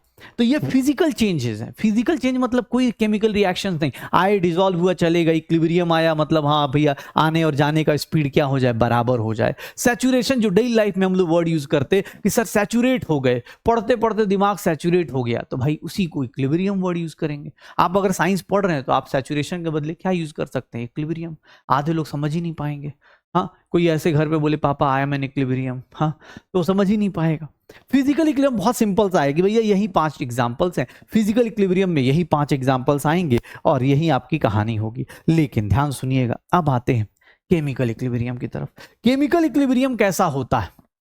केमिकल इक्विलिब्रियम पढ़ने से पहले कुछ वर्ड्स यूज किए जाते हैं, that is known as active mass. Active mass क्या कहता है? एक्टिव मास मतलब जो रिएक्शन में पार्टिसिपेट करे। एक्टिव मास, अब एक बात बताओ, सबसे पहली चीज एक्टिव मास। अगर मैं गैस के लिए बात करूं तो गैस के लिए ना एक्टिव मास का मतलब होता है फॉर गैसेस एक्टिव मास कैसे रिप्रेजेंट होगा? Active mass is equal to pressure. Active mass किसके बराबर हो गया गैस के लिए? एक्टिव मास प्रेशर के बराबर। अगर मैं लिक्विड्स के लिए बात करूं या लिक्विड सॉल्यूशंस के लिए बात करूं तो वहां पर आप एक्टिव मास का मतलब क्या लेंगे कि sir active mass that means what? Active mass that means what sir? Active mass is nothing, क्या हो जाएगा? Concentration. Active mass is nothing, concentration. या फिर हम बोल देते कॉन्सेंट्रेशन, या फिर हम क्या बोलना शुरू कर देते कि सर मोलैरिटी के बराबर। Number of moles per litre, number of moles divide by volume in litre, यही होता है। तो इसका एक्टिव मास ऐसा हो जाएगा कॉन्सेंट्रेशन। और अगर सॉलिड के लिए बात करोगे, solids and pure liquid, solids and pure liquid, तो इसके लिए एक्टिव मास चाहे तुम प्रेशर लो चाहे कॉन्सेंट्रेशन कुछ भी लो, इसका एक्टिव मास क्या हो जाता है? हमेशा 1 हो जाता है। इसका एक्टिव मास क्या हो जाता है? 1 हो जाता है। 100%, मतलब ये 100% पार्टिसिपेट करता है। कोई भी रिएक्शन होगा तो सॉलिड हिलने डुलने वाला तो है नहीं, सॉलिड 100% पार्टिसिपेट करेगा। गैस का क्या होगा कि भैया कुछ पार्टिकल उधर कुछ पार्टिकल इधर, तो उसके केस में प्रेशर लेते हैं, लिक्विड के केस में कॉन्सेंट्रेशन लेते हैं। लेकिन सॉलिड और प्योर लिक्विड है तो उसके केस में एक्टिव मास क्या हो जाता है? 1। और अब याद रखिएगा, अब आपको बोलेगा कॉन्सेंट्रेशन को कभी भी हम किस तरह से रिप्रेजेंट करते हैं। अगर कॉन्सेंट्रेशन को बात करें तो concentration is represented by square bracket, ऐसे रिप्रेजेंट किया जाएगा। मतलब अगर कहीं ऐसा लिखा हुआ है तो आप इसको क्या पढ़ोगे? कॉन्सेंट्रेशन ऑफ ए पढ़ने वाले हो, कॉन्सेंट्रेशन ऑफ ए पढ़ने वाले हो, क्या पढ़ोगे? कॉन्सेंट्रेशन ऑफ ए हो जाएगा सर। करो एक्टिव मास क्या है तो सर ये बताता है। गैस के केस में डायरेक्टली हम बात कर सकते हैं। गैस के केस में क्या हो जाता है सर? प्रेशर। कॉन्सेंट्रेशन किसके केस में? देख लो, हो जाएगा। अच्छा, कोई बोले सॉलिड का क्यों 1 होता है तो उसके केस में याद रखना डेंसिटी, इंटेंसिव प्रॉपर्टी है, डेंसिटी और मॉलिक्यूलर मास चेंज नहीं करता। अगर कोई बोले ना तो याद रखिएगा ये इंटेंसिव प्रॉपर्टी है, as intensive property as sir molecular mass and density इनका चेंज नहीं होता। Molecular mass and density do not changes, density always constant, ये चेंज नहीं करते इनका। सॉलिड के केस में हमेशा डेंसिटी मॉलिक्यूलर मास क्या रहेगा? कांस्टेंट रहेगा। अब आते हैं एक्टिव मास के बाद हमारे पास आता है law of mass action. Law of mass action क्या कहता है? लॉ ऑफ मास एक्शन क्या कहता है? और यहीं से केमिकल इक्विलिब्रियम का लॉ भी आ जाता है। लॉ ऑफ मास एक्शन ये कहता है कि दुनिया का कोई भी रिएक्शन ले रहे हो, कोई भी रिएक्शन ले रहे हो, मान लो ये रिएक्शन लेता हूं, ध्यान से देखिएगा।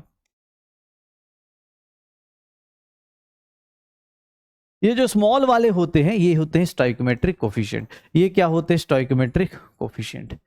ये क्या होते हैं? Stoichiometric coefficient. तो लॉ ऑफ मास एक्शन क्या कहता है कि भैया कोई भी रिएक्शन ले रहे हो तो याद रखना रेट जो होता है, रेट ऑफ रिएक्शन जो होता है, रेट ऑफ रिएक्शन जो होता है that is directly proportional to reactant की पावर n, ठीक है। और रेट इज इक्वल्स टू, इसको रेट कांस्टेंट ले लेते हैं रिएक्टेंट की पावर n। ध्यान से देख लीजिएगा law of mass action, where k is rate constant, where k is rate constant और ये कॉन्सेंट्रेशन ऑफ रिएक्टेंट। जैसे इस रिएक्शन में सेम चीज अप्लाई कर दो। इस रिएक्शन में अगर मैं बोलूं रेट ऑफ फॉरवर्ड रिएक्शन बताओ, फॉरवर्ड रिएक्शन किस पे डिपेंड करेगा? तो डायरेक्टली प्रोपोर्शनल टू a की पावर a, b की पावर b। अगर मैं बोलूं कि रेट ऑफ फॉरवर्ड रिएक्शन को बताओ, इक्वल बताओ, तो rate of forward reaction is nothing kf into A की पावर a, b की power b। Rate of forward reaction ऐसे आता है, रेट ऑफ फॉरवर्ड रिएक्शन ऐसे आता है, kf इंटू, kf क्या है? Rate constant for forward reaction, rate constant for forward reaction, rate constant for forward reaction, rate constant for forward reaction. अगर rate of backward reaction की बात करेंगे, rate of backward reaction की बात करेंगे तो rate of backward reaction is nothing c की power c, क्योंकि बैकवर्ड रिएक्शन का रिएक्टेंट कौन है? ये है। तो रेट ऑफ बैकवर्ड रिएक्शन क्या हो जाता है सर? kb इंटू c की पावर c, d की power d। What is kb? kb is rate constant for backward reaction, rate constant for backward reaction, rate constant for backward reaction. देख लो, तो ये law of mass action है जहां से हम rate guess कर सकते हैं कि रेट इतना होता है, फॉरवर्ड का इतना, बैकवर्ड का इतना। इसको हम कैसे यूटिलाइज कर सकते हैं? तो इसको हम लोग यूटिलाइज करते हैं लॉ ऑफ केमिकल इक्विलिब्रियम से। लॉ ऑफ केमिकल इक्विलिब्रियम भैया एनसीईआरटी में देखोगे इसका, इसकी जो डेफिनेशन मिलेगी वो आपको बता दूंगा, लेकिन हाँ पहले देखिएगा लॉ ऑफ केमिकल इक्विलिब्रियम क्या बोलता है। सर एट इक्विलिब्रियम क्या हो जाता है, खुद से सोचो, एट इक्विलिब्रियम क्या हो जाएगा, पहले डिराइव कर लेते फिर थ्योरीज की बात करेंगे। Sir net rate of reaction क्या हो जाता है, zero. Net rate of reaction क्या हो जाता है, जीरो। या हम बोल सकते हैं कि rate of forward minus rate of backward reaction क्या हो जाता है, जीरो। या हम बोल देते हैं rate of forward is equals to rate of backward. ये देख लीजिए सर, यहां पर इसको क्या लिखेंगे, के एफ इंटू ए की पावर ए बी की पावर बी। ये देख लो के बी इंटू ए की सी की पावर सी डी की पावर डी, डी की पावर डी। अब के एफ अपॉन के बी कर दोगे, के एफ अपॉन के बी कर दोगे, सी की पावर सी डी की पावर डी, ए की पावर ए बी की power B is equals to equilibrium constant. ये देख लो क्या हो गया सर, ये क्या हो गया, इक्विलिब्रियम कांस्टेंट। क्यों? क्योंकि आपको ही पता है एट इक्विलिब्रियम कॉन्सेंट्रेशन चेंज होता नहीं, कॉन्सेंट्रेशन चेंज होता नहीं, किसी का भी कॉन्सेंट्रेशन चेंज नहीं होता। तो इक्विलिब्रियम कांस्टेंट निकालने का तरीका क्या है, कोई भी रिएक्शन दी हुई है, किसी भी टाइप की रिएक्शन दी हुई है, आप क्या करोगे, आप कुछ नहीं, उसके साथ बस प्रोडक्ट की concentration raise to some power, उसका स्टोइचोमेट्रिक कोएफिशिएंट डी की पावर डी, ए की पावर ए, बी की पावर बी। मतलब किसी का भी इक्विलिब्रियम कांस्टेंट लिखना हो, इक्विलिब्रियम कांस्टेंट लिखना हो तो ऑब्वियस है आपकी सारी जो मेजरेबल प्रॉपर्टीज हैं वो सारी मेजरेबल प्रॉपर्टीज आप लिख सकते हो। अच्छा ये केएफ क्या है, rate constant for forward reaction. ये भूल मत जाना, पता चला के कैंसिल कर दिया, rate constant for forward reaction, forward reaction का रेट कांस्टेंट। के बी क्या है, rate constant for backward reaction, rate constant for backward reaction, rate constant for backward reaction, rate constant for backward reaction, यही होगा। तो rate constant forward backward निकाल सकते हैं। अब चलो एक सिंपल चीज बताना, अब इक्विलिब्रियम कांस्टेंट लिखना है तो इक्विलिब्रियम कांस्टेंट लिखने के तरीके अलग अलग। मैंने रिएक्शन ऐसे लिखा, मैंने रिएक्शन, ये स्टोइकोमेट्रिक कोएफिशिएंट है जो भी लिख रहे। अब इक्विलिब्रियम कांस्टेंट किसने बोला कि sir equilibrium constant in terms of concentration लिखना हो तो इन टर्म्स ऑफ कॉन्सेंट्रेशन, ध्यान से देखना इक्विलिब्रियम कांस्टेंट कैसे लिखते हैं, equilibrium constant in terms of concentration, इसी का नाम रख देते हैं केसी। और केसी क्या होगा, सी की पावर सी, सी की पावर सी, डी की पावर डी, ए की पावर ए एंड बी की पावर बी। कॉन्सेंट्रेशन देख लो, केसी की वैल्यू कितनी हो जाएगी सर, कॉन्सेंट्रेशन के टर्म्स में प्रोडक्ट का concentration raise to their stoichiometric coefficient divide by reactant का concentration raise to their stoichiometric coefficient. NCERT में पढ़िएगा तो यही लाइन बड़ी अच्छी इंग्लिश में लिखी हुई है कि the product of concentration of product raise to their stoichiometric coefficient divided by reactant की concentration divide power raise to power their stoichiometric coefficient has a constant value and that is equals to equilibrium constant. अगर मैं इन terms of pressure की बात करूं, कोई बोले कि sir equilibrium constant पे सारी मेजरेबल प्रॉपर्टीज क्या होती हैं, सर कांस्टेंट, तो कंसंट्रेशन कांस्टेंट है। इक्विलिब्रियम कांस्टेंट लिखने को आप चाहें तो प्रेशर के टर्म्स में भी लिख सकते हैं and that is known as KP. और केपी को क्या लिखेंगे, प्रेशर ऑफ सी की power C, pressure of D की power D, pressure of A की power A and pressure of B की power B, pressure of B की power B. तो ये देख लो केसी केपी हो गया। कोई बोले नहीं सर मुझे इसमें भी मजा नहीं आ रहा, मुझे ना इन टर्म्स ऑफ मोल फ्रैक्शन, ऐसे सबसे ज्यादा यही लोग यूज होंगे, यही दो यूज होंगे, यही हम लोग के सिलेबस में भी है। लेकिन हाँ एक दो एक्स्ट्रा जान जाओ, कभी कभी एक्स्ट्रा नॉलेज जो होता है काम आ जाता है, उससे क्या है ये अगर भूल भी गए तो ये याद आ जाएगा। इक्विलिब्रियम कांस्टेंट अगर मोल फ्रैक्शन के टर्म में बात की जाएगी तो इसको हम लोग लिख देते हैं, मोल फ्रैक्शन का टर्म के काई से प्रोनाउंस करते हैं and mole fraction of C power C, mole fraction of power D divide by mole fraction of A power A, mole fraction of B power B हो जाएगा। तो ये in terms of mole fraction, in terms of pressure, ये तीनों अपने पास निकाला जा सकता है। इक्विलिब्रियम कांस्टेंट मेरी मर्जी है, मैं चाहूं जैसे चाहूं वैसे निकाल सकता हूं, this is what equilibrium constant. अब इक्विलिब्रियम कांस्टेंट चाहे केसी में लिखो, चाहे केपी में लिखो, चाहे किसी में लिखो, कोई फर्क नहीं पड़ता। आखिर इक्विलिब्रियम कांस्टेंट को कौन कौन से फैक्टर्स अफेक्ट करते हैं, ध्यान सुनिएगा। Factors affecting equilibrium constant, factors affecting equilibrium constant.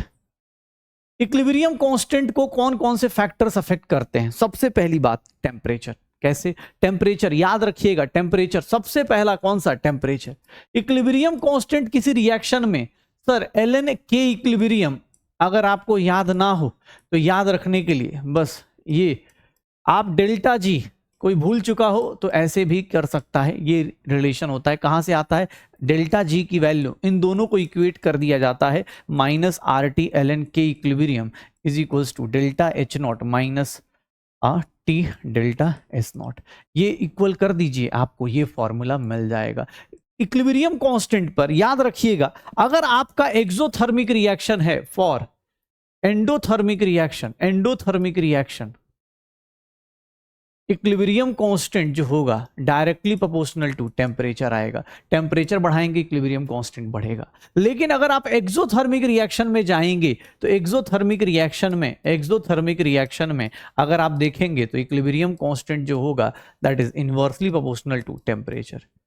अगर आपसे कोई फॉर्मूला पूछ दे कि सर अलग अलग टेम्परेचर पे अलग अलग इक्विलिब्रियम कांस्टेंट दिया है, उसके बीच का रिलेशन बताओ, तो आप ऐसे न्यूमेरिकल सॉल्व करने के लिए ln k2 by k1 delta H not by R 1 by t1 minus 1 by t2, या फिर अगर हम लॉग की बात करते हैं तो log k2 by k1 is equals to delta H not upon 2.303 r 1 upon t1 minus 1 upon t2, यही होगा। आप ऐसे निकाल सकते हैं, अलग अलग टेम्परेचर पे अलग अलग इक्विलिब्रियम कांस्टेंट का रिलेशन देख लो। ऐसे हमारा पहला जो फैक्टर होता है वो होता है टेम्परेचर, वो होता है हमारा टेम्परेचर। दूसरा इंपॉर्टेंट फैक्टर क्या है जिसके ऊपर डिपेंड करेगा, second one that is known as stoichiometry of reaction.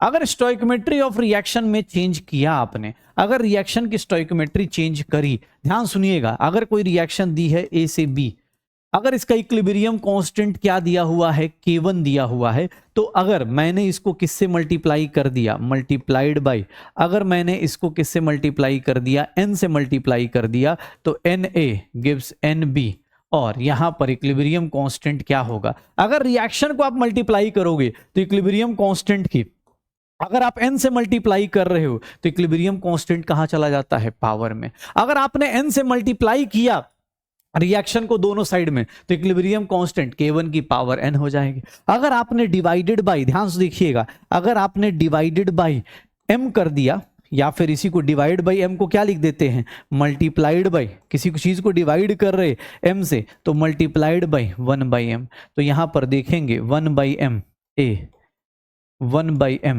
B, तो आप कुछ नहीं, इक्विलिब्रियम कांस्टेंट क्या लिख देंगे सर, K1 की पावर 1 बाई एम। अगर आपने स्टोइकोमेट्रिक कोफिशिएंट से मल्टीप्लाई कर दिया तो पावर में चला जाएगा डायरेक्टली, डिवाइड किया तो 1 बाई एम हो जाएगा। ये याद रखिएगा, स्टोइकोमेट्री पे मल्टीप्लीकेशन डिवीजन पे डिपेंड करता है।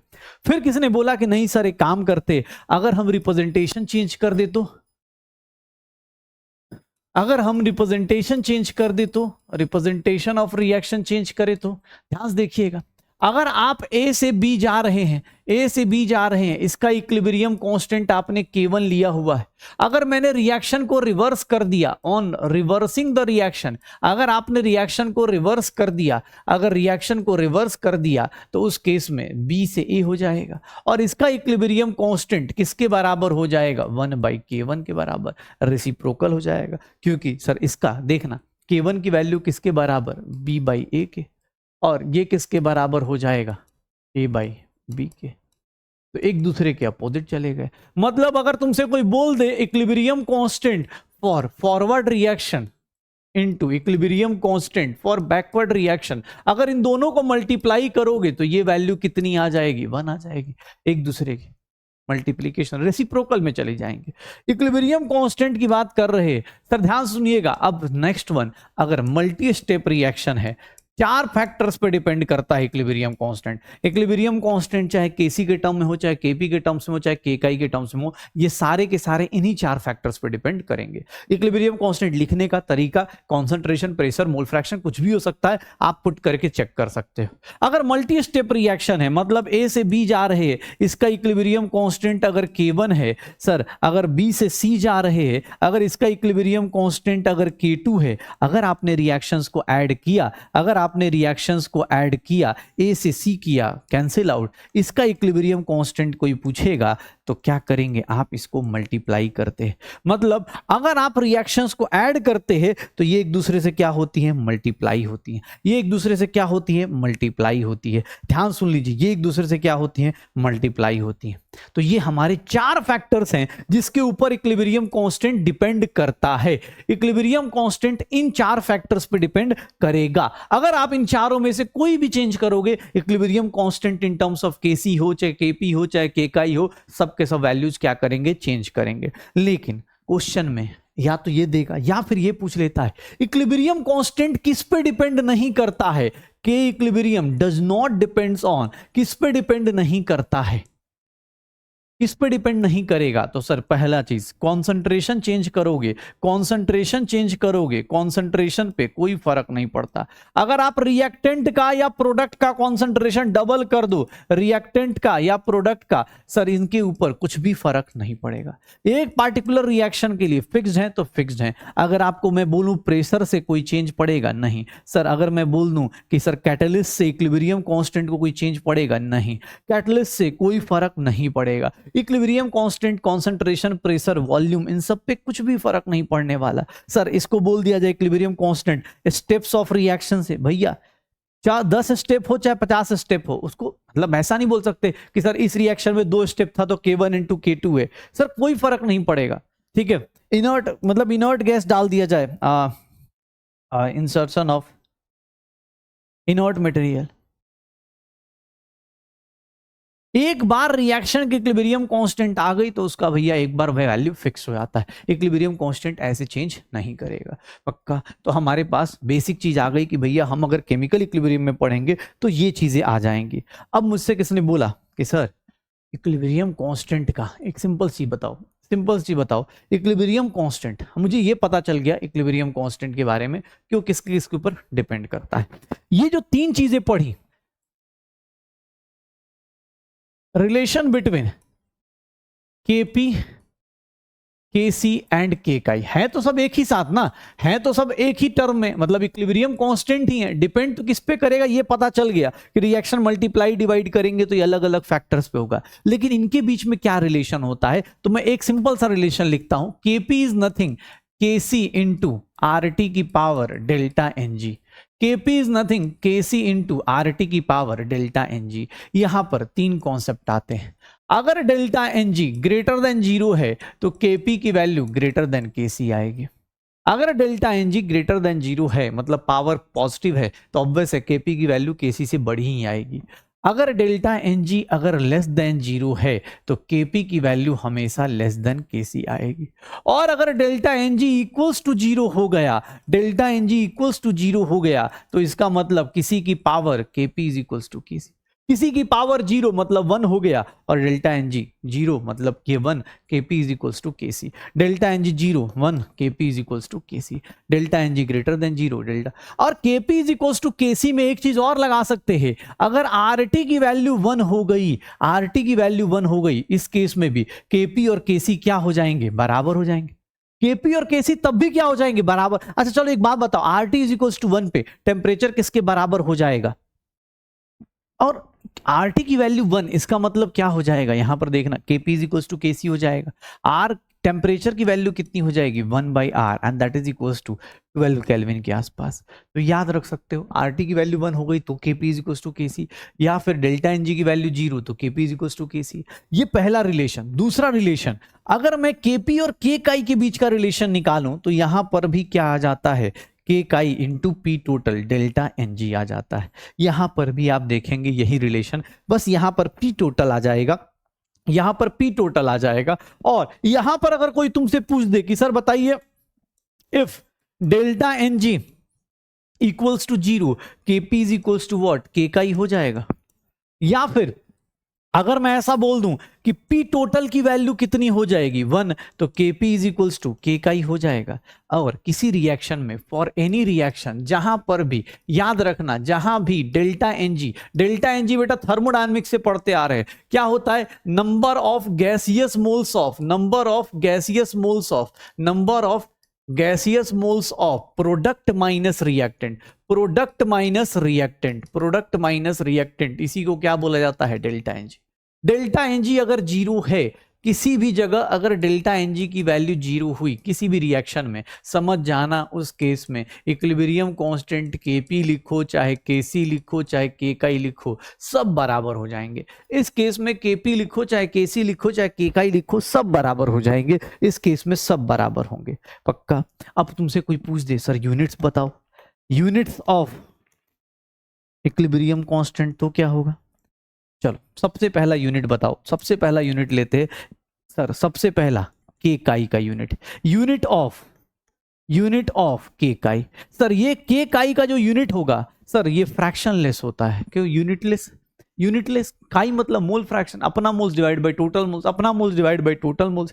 Kki का यूनिट क्या होगा सर? यूनिटलेस होगा, क्यों? क्योंकि ये मोल फ्रैक्शन यूनिटलेस होता है। सेकंड वन ध्यान से देख लेना, अगर मैं बोलूं यूनिट ऑफ Kc बताओ, तो यूनिट ऑफ Kc क्या होगा सर? क्या हो जाएगा? Concentration, unit of concentration.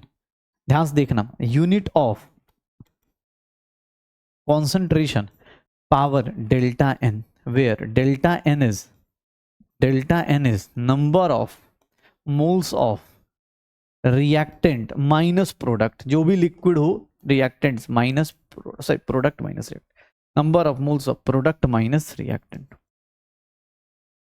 Product minus reactants. ठीक है, अगर मैं थर्ड वन लूं, यूनिट ऑफ Kp निकालने की कोशिश करूं, अगर Kp का यूनिट निकालूं तो यहां पर क्या आ जाएगा? यूनिट ऑफ प्रेशर, और उसकी पावर कितना ले लूंगा? डेल्टा Ng ले लूंगा, वेयर डेल्टा Ng आप सबको पता है, delta Ng number of gaseous moles of, यहां पर प्रेशर जब भी लेते हैं गैसियस मोल्स ही लेंगे सर, लिक्विड के केस में प्रेशर आप मत लेना, product minus reactant, product minus reactants हो जाएगा, प्रोडक्ट माइनस रिएक्टेंट्स हो जाएगा। तो देख लो Kc Kp Kki इन सब का यूनिट भी हम लोग देख सकते हैं, यूनिट हम लोग देख सकते हैं कि भैया कितना होगा। सर इक्विलिब्रियम कांस्टेंट की जब बात कर ही रहे हैं तो अब देखो application of K equilibrium, equilibrium constant की वैल्यू देख के आप क्या क्या बता सकते हो, ये देखो unit of equilibrium, applications of K equilibrium, equilibrium constant को देखा और उसके बारे में क्या क्या बता सकते हैं। पहली बात एक्सटेंट ऑफ रिएक्शन बताया जा सकता है। एक्सटेंट ऑफ रिएक्शन मतलब अगर इक्विलिब्रियम कांस्टेंट की वैल्यू ग्रेटर देन 1000 आ रही है, 1000 से ज्यादा आ रहा है, इसका मतलब पता है क्या होता है कि सर इक्विलिब्रियम पर, एट इक्विलिब्रियम या इक्विलिब्रियम मिक्सचर, इक्विलिब्रियम कांस्टेंट है क्या? प्रोडक्ट अपॉन रिएक्टेंट का, यही है। तो अगर इसकी वैल्यू 1000 से बड़ी आ गई, इसका मतलब प्रोडक्ट 1000 टाइम्स ज्यादा है। इक्विलिब्रियम मिक्सचर हैव मोस्टली क्या बोल देंगे? प्रोडक्ट, या फिर हम ऐसा भी बोल सकते हैं कि प्रोडक्ट्स की कॉन्सेंट्रेशन क्या होगी? बहुत ज्यादा होगी, प्रोडक्ट्स की कॉन्सेंट्रेशन ज्यादा होगी एज कंपेयर टू रिएक्टेंट्स। ऐसा नहीं रिएक्टेंट जीरो हो जाएंगे, लेकिन भैया मोस्टली क्या बोल देंगे? प्रोडक्ट्स हो जाएगी। इक्विलिब्रियम कांस्टेंट ज्यादा है, प्रोडक्ट ज्यादा है, इसका मतलब प्रोडक्ट ज्यादा स्टेबल होगा, product is more stable, product is more stable then reactant. Product ज्यादा स्टेबल होगा तभी तो रिएक्शन उधर ज्यादा भाग रही है। प्रोडक्ट आप देख रहे हो 1000 बनेगा तो रिएक्टेंट 1 होगा, मतलब प्रोडक्ट ज्यादा स्टेबल हो जाएगा, प्रोडक्ट ज्यादा स्टेबल हो जाएगा। और अगर इक्विलिब्रियम कांस्टेंट ग्रेटर देन 1000 है, देखो स्टेबिलिटी बता रहा है, ये भी बता सकता है कि सर इक्विलिब्रियम ऑलरेडी, इक्विलिब्रियम या almost, reaction is almost at completion, reaction is almost at completion. कहां पर आप खड़े हैं? कंप्लीशन की जगह पर खड़े हैं। क्यों? क्योंकि देख लो ना सर, प्रोडक्ट 1000 हो चुका है, रिएक्टेंट 1 है, तो इसका मतलब क्या है? प्रोडक्ट बहुत ज्यादा बन चुका है, रिएक्टेंट 1 है, एक रिएक्टेंट बचा है, 1000 प्रोडक्ट बने हैं, तो सर ये कहना क्या चाहता है कि रिएक्शन बस कंप्लीट ही होने वाला है, तब जाके इक्विलिब्रियम आ रहा है। प्रोडक्ट 1000 बन गए, रिएक्टेंट 1 बचा, तब जाके इक्विलिब्रियम आ रहा है, तो इसका मतलब भैया ऑलमोस्ट एट कंप्लीशन है। आप ये बता सकते हैं कौन स्टेबल ज्यादा है, कौन कंप्लीशन पे पहुंच गया। अगर मैं उल्टा ले लूं तो, अगर मैं ऐसा ले लेता तो, अगर मैं ऐसा ले लेता इक्विलिब्रियम कांस्टेंट लेस देन 10 की पावर -3 या 1/1000। अब सोचो अगर ये ले लिया मतलब 1/1000, रिएक्टेंट ज्यादा है, यहां पर क्या बोलेंगे? सर इक्विलिब्रियम मिक्सचर के पास, इक्विलिब्रियम मिक्सचर हैव मोस्टली क्या होने वाला है? रिएक्टेंट होने वाला है। इस केस में क्या बोलेंगे? रिएक्टेंट्स होंगे, मोस्टली रिएक्टेंट्स। सर रिएक्टेंट्स का कॉन्सेंट्रेशन अब की बार किसका ज्यादा हो जाएगा? सर रिएक्टेंट्स का कॉन्सेंट्रेशन ग्रेटर देन प्रोडक्ट हो जाएगा। रिएक्टेंट्स का कॉन्सेंट्रेशन ग्रेटर देन प्रोडक्ट हो जाएगा। मतलब अब की बार रिएक्टेंट ज्यादा स्टेबल है, reactant is more stable then product, तभी तो रिएक्शन उधर जा नहीं रहा, पहले ही सैचुरेशन आ गया, reactant is more stable then product. और नेक्स्ट वन अगर हम बात करें तो रिएक्शन जस्ट स्टार्टेड, आपने जैसे ही स्टार्ट हुआ वैसे ही इक्विलिब्रियम में पहुंच गए। मतलब प्रोडक्ट एक बना और अभी रिएक्टेंट 1000 बचा हुआ है, प्रोडक्ट एक बना और रिएक्टेंट अभी 1000 बचा हुआ है, तो इस कंडीशन में रिएक्शन जैसे ही स्टार्ट हुई आप इक्विलिब्रियम अचीव कर गए। इस केस में उल्टा था, प्रोडक्ट ज्यादा था रिएक्टेंट कम था, यहां पर रिएक्टेंट बहुत ज्यादा है प्रोडक्ट बहुत कम है, इक्विलिब्रियम अचीव हो गया। और अगर कोई बोले कि सर इक्विलिब्रियम कांस्टेंट किससे बड़ा हो, इसके बीच में आ जाए, तो यहां पर क्या होगा, इस कंडीशन में क्या बोलेंगे सर, इस कंडीशन पे हम लोग क्या बोलेंगे, इक्विलिब्रियम मिक्सचर हैव, यहां पर फिर दोनों है, equilibrium mixture have significant amounts of product as well as liquid, amount of product as well as reactant, यहां पर दोनों ही होंगे। फिर उस केस में आप नहीं बोल सकते कौन ज्यादा कौन कम, लेकिन हाँ इन दोनों कंडीशन में तो आप आराम से बोल सकते हो। लेकिन हाँ याद रखना अगर बीच में आ गया तो भैया दोनों इक्विलिब्रियम में, फिर दोनों हो जाएंगे, दोनों ही हो जाएंगे पक्का। तो पहला एप्लीकेशन आप ये बता सकते हो रिएक्शन कहां तक पहुंचा, इक्विलिब्रियम कांस्टेंट की वैल्यू देख के आप ये बता सकते हो कौन ज्यादा स्टेबल है, रिएक्शन कहां तक पहुंचा, रिएक्शन कंप्लीट होने वाला है या नहीं होने वाला है, स्टार्ट हुआ है कहां पर है। दूसरा एप्लीकेशन देखोगे तो दूसरा एप्लीकेशन क्या बताता है, डायरेक्शन ऑफ रिएक्शन, सर किस डायरेक्शन में रिएक्शन स्टार्ट होगी या किस डायरेक्शन में रिएक्शन शिफ्ट होगी। मतलब अगर मैं आपसे बोलूं कि भैया जैसे आपने इक्विलिब्रियम कांस्टेंट निकाला वैसे ही एक टर्म होता है that is known as reaction quotient, इसको बोलते हैं क्यू, ये क्या कहलाता है, रिएक्शन कोशिएंट। अगर आप इसको किसके टर्म में मेजर करेंगे, अगर आप reaction quotient same as Q क्या है सर, ये क्या है, सेम एक्सप्रेशन होता है, same expression as equilibrium constant, same expression, बस क्या होता है, defined at any moment of time, defined at any moment of reaction, किसी भी रिएक्शन के किसी भी मोमेंट पे आप डिफाइन कर पाते हो, यही डिफरेंस होता है। सर इसकी जो वैल्यू होती है, ये वैल्यू जो होगी वैल्यू ऑफ क्यू, ये क्या होगी, वेरीज ड्यूरिंग द रिएक्शन, पूरे शुरू से लेकर लास्ट तक रिएक्शन में ये क्या करेगा, वेरीज करेगा।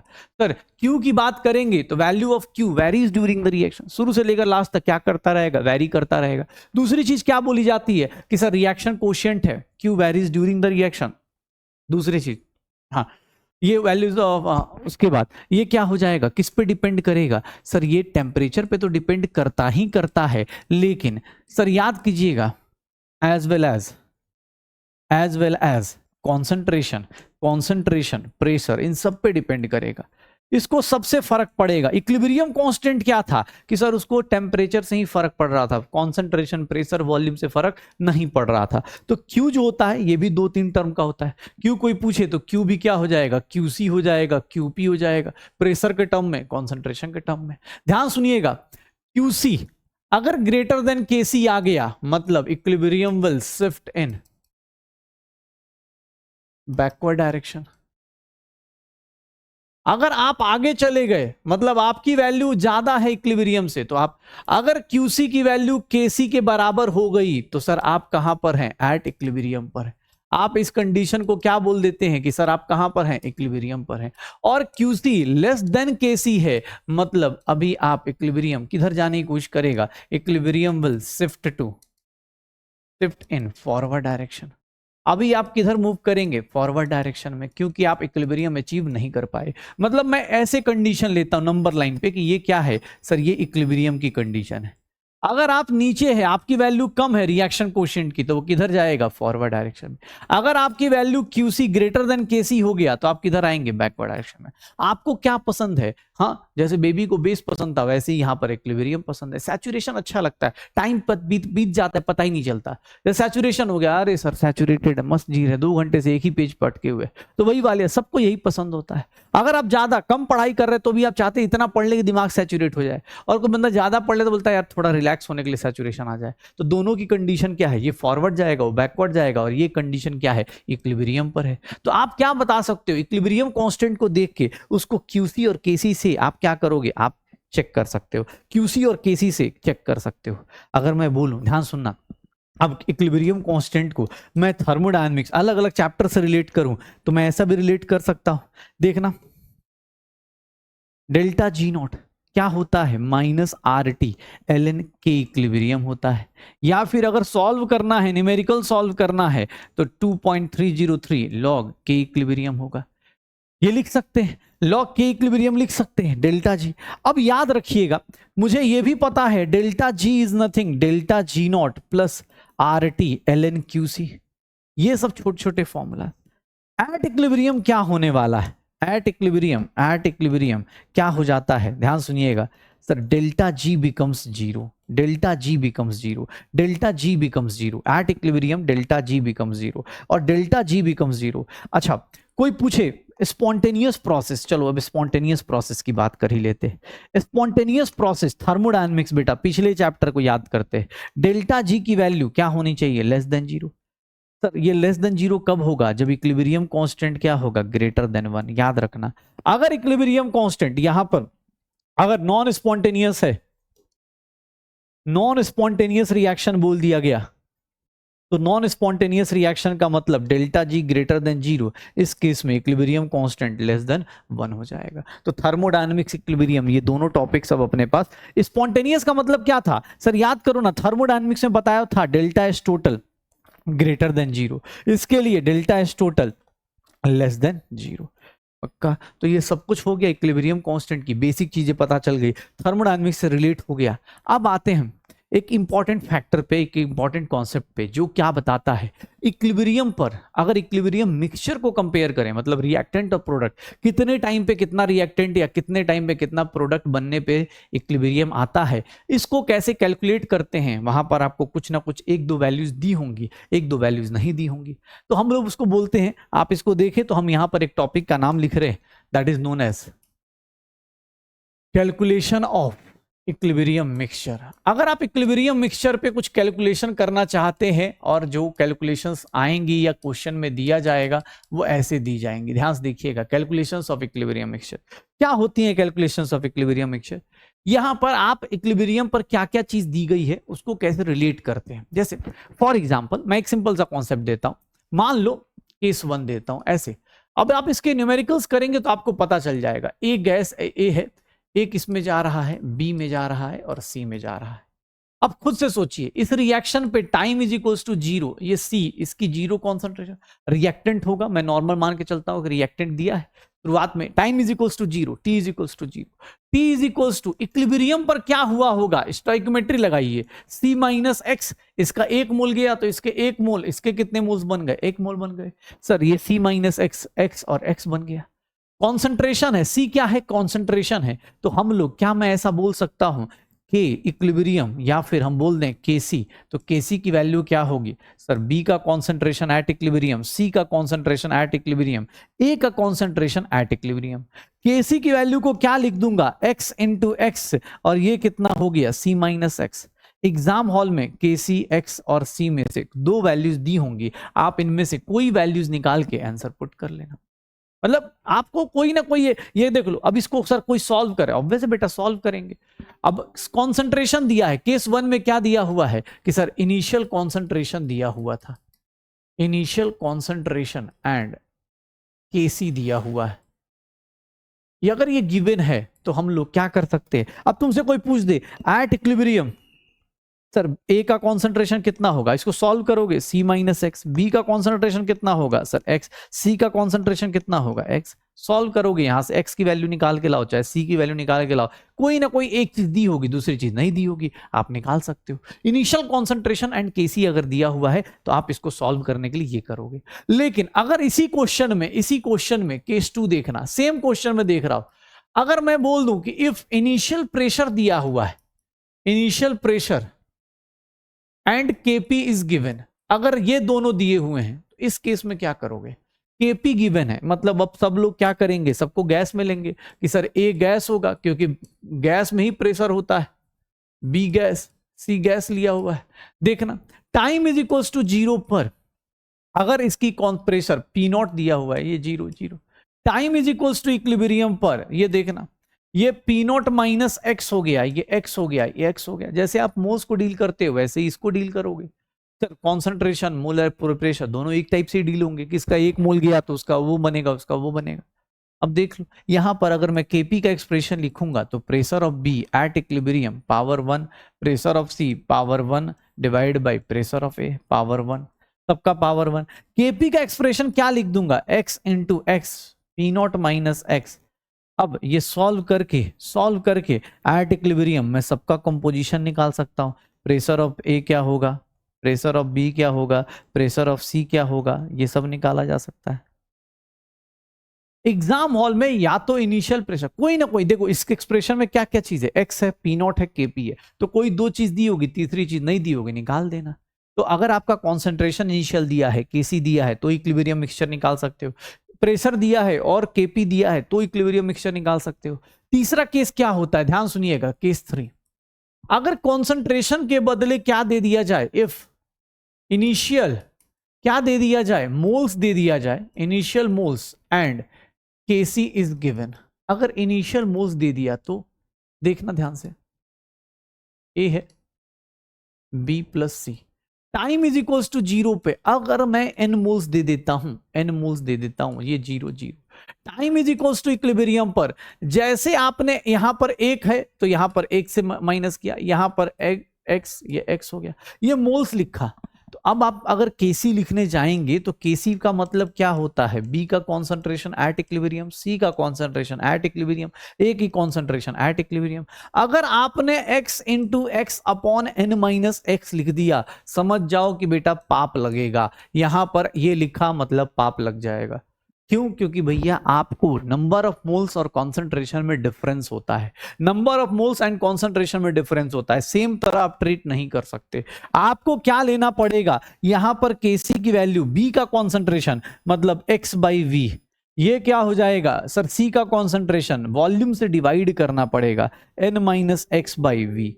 ये देख लो केसी का एक्सप्रेशन ऐसे लिखेंगे, केसी का एक्सप्रेशन ऐसे लिखेंगे। If volume is not given, अगर वॉल्यूम नहीं गिवन है तो उस केस में volume is not given, then consider volume is equals to 1 litre, 1 litre volume लेके कर लो अपने पास, तो केसी ऐसे आ जाएगा। केपी हो गया, केसी हो गया, ये सब कुछ निकाल सकते हो, X by V, N by V, निकल जाएगा। केस 1 2 3 कर लोगे, initial pressure, initial moles, KC दिया है, इनिशियल कॉन्सेंट्रेशन। अब इसके ऊपर न्यूमेरिकल्स होंगे, कोई दो चीजें दी होंगी, तीसरी चीज नहीं दी होगी, तो भैया इसको निकाल देना, इसको निकालते चले जाना कि भैया इनिशियल मोल्स दिया है, कैसा दिया है। लेकिन मजेदार चीज क्या है, ध्यान सुनना, इसके बाद जो आएगा वो बहुत मजेदार है।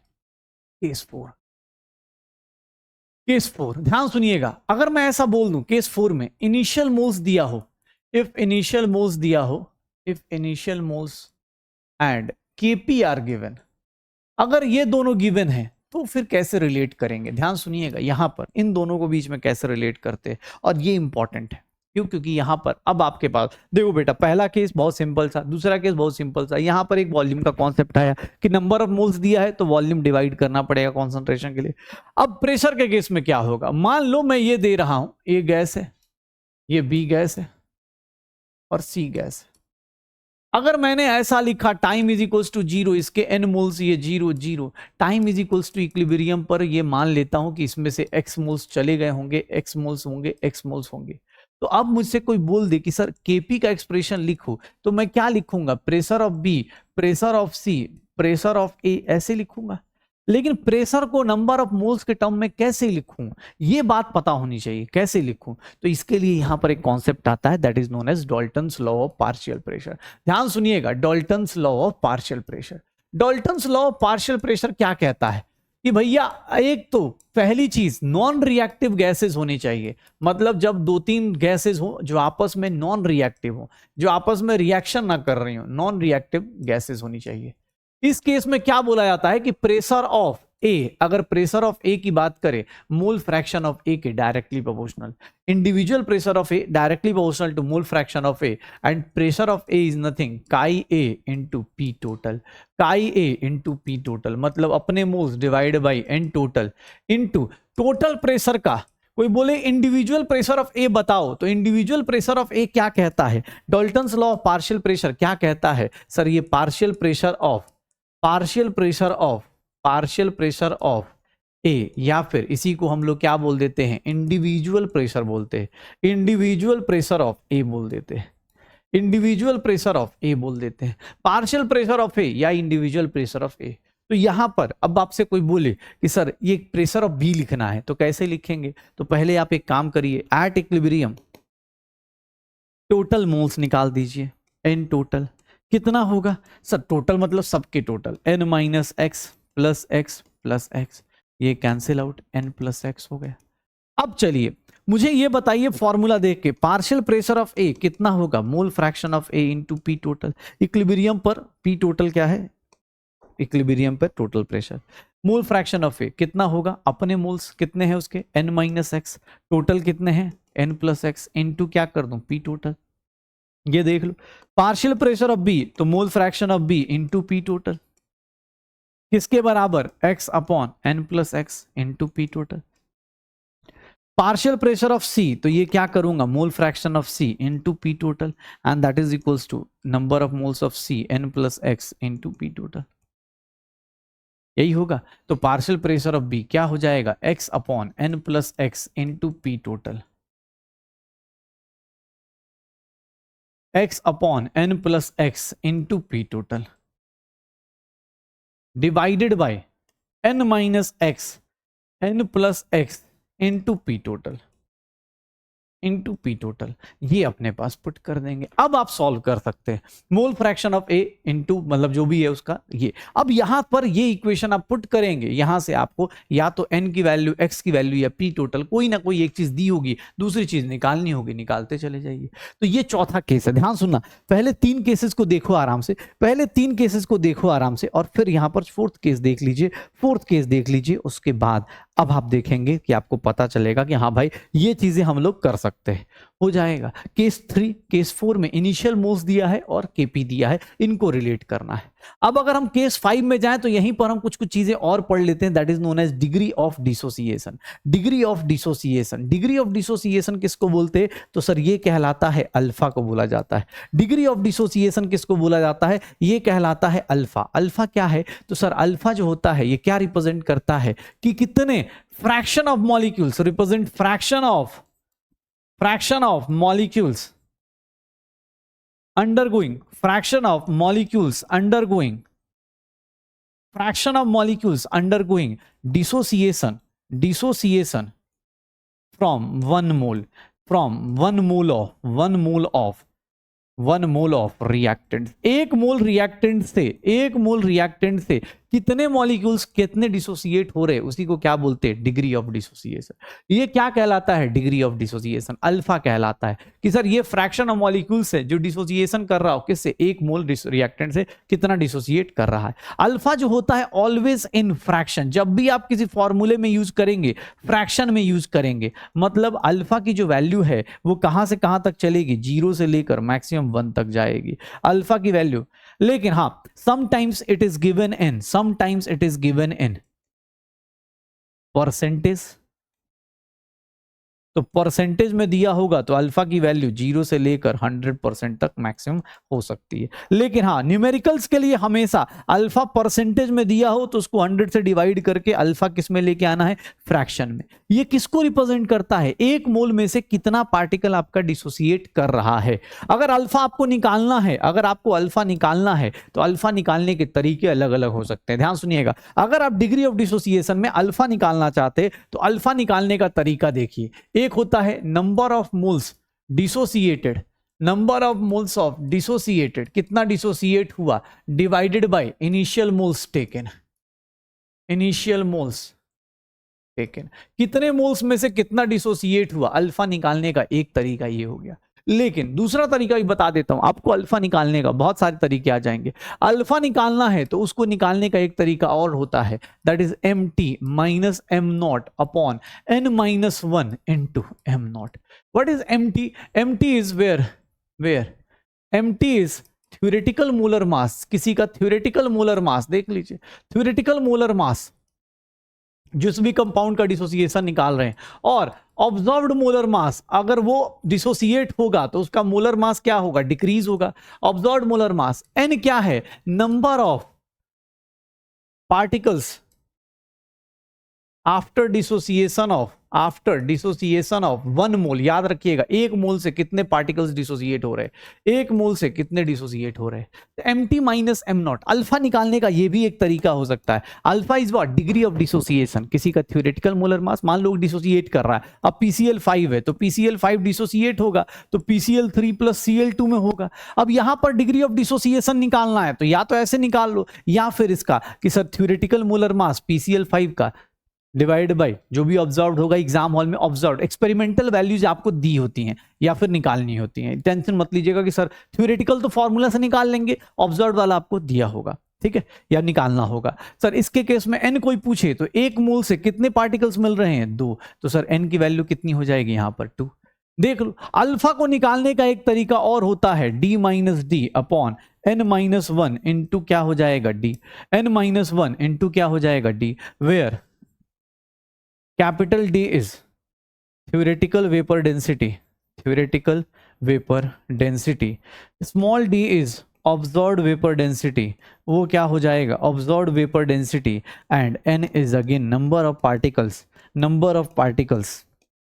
after dissociation ऑफ 1 मोल। 1 मोल के डिसोसिएशन से कितने पार्टिकल्स आ रहे हैं आफ्टर डिसोसिएशन ऑफ 1 मोल, तो ये आ जाएगा 1 मोल के डिसोसिएशन से कितने पार्टिकल्स आ रहे हैं, that is known as alpha, d minus D upon n minus 1 into D, ये अल्फा की वैल्यू आ जाएगी। mt अल्फा निकालने का तरीका अपने पास अलग अलग आ जाएगा, अल्फा आप ऐसे निकाल सकते हैं। अल्फा हमेशा किसके लिए डिफाइंड है, अल्फा हमेशा किसके लिए डिफाइंड है, तो भैया अल्फा हमेशा डिफाइंड होता है, हमेशा डिफाइंड होगा जब किसके लिए, अल्फा डिफाइंड होता है हमेशा 1 मोल के रिस्पेक्ट में, ठीक है, 1 मोल के रिस्पेक्ट में पक्का। 1 मोल का फायदा क्या है कि मान लो अगर किसी का डिसोसिएशन ले रहे हो, तो टाइम इज इक्वल्स टू 0 पे, अगर अल्फा दिया है तो आप अपने आप ही मान लेना 1 mole 0 0, time is equals to equilibrium पर क्या ले लेंगे कि सर 1 माइनस अल्फा, ये अल्फा हो गया, तो इक्विलिब्रियम पे ऐसे लिख दो। अगर कोई बोल दे कि नहीं सर 10 मोल दिया है शुरुआत में ही, टाइम इज इक्वल्स टू 10 दिया है, 0 पर 10 मोल दिया है, ये 0 0, time is equals to equilibrium पर क्या होगा, तो यहां पर 10 माइनस अल्फा नहीं लिखेंगे, क्यों, क्योंकि अल्फा 1 मोल के डिफाइन है, तो यहां पर क्या करेंगे 10 माइनस 10 अल्फा लिखेंगे। यहां पर कितना होगा 10 अल्फा, यहां पर कितना होगा 10 अल्फा। इधर लिखने से पहले कोई स्टोइकोमेट्री नहीं, कोई ऐसा नहीं, इसमें कैसे 10 अल्फा क्यों लगाया, क्योंकि सर यहां पर ना 1 मोल, सर देखो 10 मोल था 10 मोल से निकाल दिया। अगर कोई ऐसा दिया हुआ है 2p gives 3c plus r दिया हुआ है, तो टाइम इज इक्वल्स टू 0 पे अगर 10 मोल दिया हुआ है, ध्यान से देखना 10 मोल, तो यहां पर 0 0, time is equals to equilibrium पर यहां पर 10 माइनस 2p नहीं करूंगा, 10 माइनस क्या करूंगा 10 अल्फा, क्यों, क्योंकि 1 मोल से अल्फा जाता है तो यहां पर स्टोइकोमेट्री नहीं लगाना होता, यहां पर स्टोइकोमेट्री नहीं लगाना होता। इधर क्या होगा, इधर क्या होगा, ध्यान से देखिएगा सर 10 अल्फा, यहां सोचो 2 मोल से 3 मोल बन रहे हैं, तो इतने मोल्स गए, इतने मोल रिएक्शन गए, तो 10 अल्फा कितना हो जाएगा 30 अल्फा बाई 2।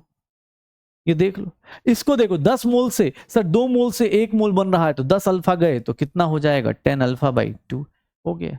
यहां पर stoichiometry, product side stoichiometry use किया जाता है, रिएक्टेंट साइड स्टोइकोमेट्री यूज नहीं करना है। याद रखिएगा प्रोडक्ट लिखते टाइम आपको अपना गुना भाग करना है, बाकी रिएक्टेंट लिखते टाइम नहीं। रिएक्टेंट में क्या देखना है, मोल्स कितने, 1 मोल 1 माइनस अल्फा, 10 मोल 10 माइनस अल्फा, ये निकाल दो, ऐसे करके कर दो, हो जाएगा, श्योर हो पक्का।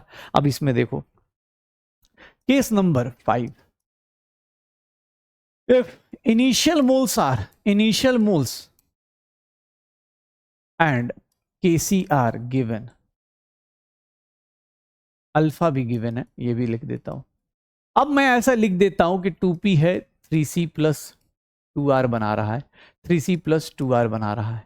Sir time is equals to 0, इसके कितने मोल्स हैं, n मोल्स हैं, ध्यान देखिएगा n मोल्स, ये 0 0, time is equals to equilibrium पर खुद से सोचिए कितना होगा, 1 मोल से अल्फा जाता है, n मोल से कितना जाएगा, n माइनस क्या जाएगा, n माइनस n अल्फा, क्यों, क्योंकि 1 मोल से अल्फा तो n मोल से n माइनस अल्फा। इधर हम ये कैसे लिख रहे, इसको देख के लिख रहे, यहां पर कोई स्टोइकोमेट्री नहीं, क्यों, क्योंकि सर ये रिएक्टेंट है, ये अपनी मर्जी से अल्फा के हिसाब से चलेगा, लेकिन प्रोडक्ट कितना बनेगा ये डिसाइड कैसे होगा, ये p डिसाइड करेगा, p के कितने मोल्स डिसोसिएट कर रहे हैं। ध्यान से सुनिएगा, p के सर 2 मोल से कितने बन रहे हैं 3, सो n अल्फा से कितना बनेगा sir 3n alpha by 2, calculate करो, 2 मोल से 3 तो 1 मोल से 3/2, n अल्फा से 3n बाई, ये देख लो, इसको क्या लिख देंगे, यहां पर क्या बन जाएगा, n alpha into 2 divide by 2 n alpha. तो आप ऐसे, अब यहां पर कोई बोले केसी निकालो, तो केसी की वैल्यू क्या होगी, कॉन्सेंट्रेशन ऑफ सी की पावर 3, कॉन्सेंट्रेशन ऑफ आर की पावर 2, कॉन्सेंट्रेशन ऑफ पी की पावर 2।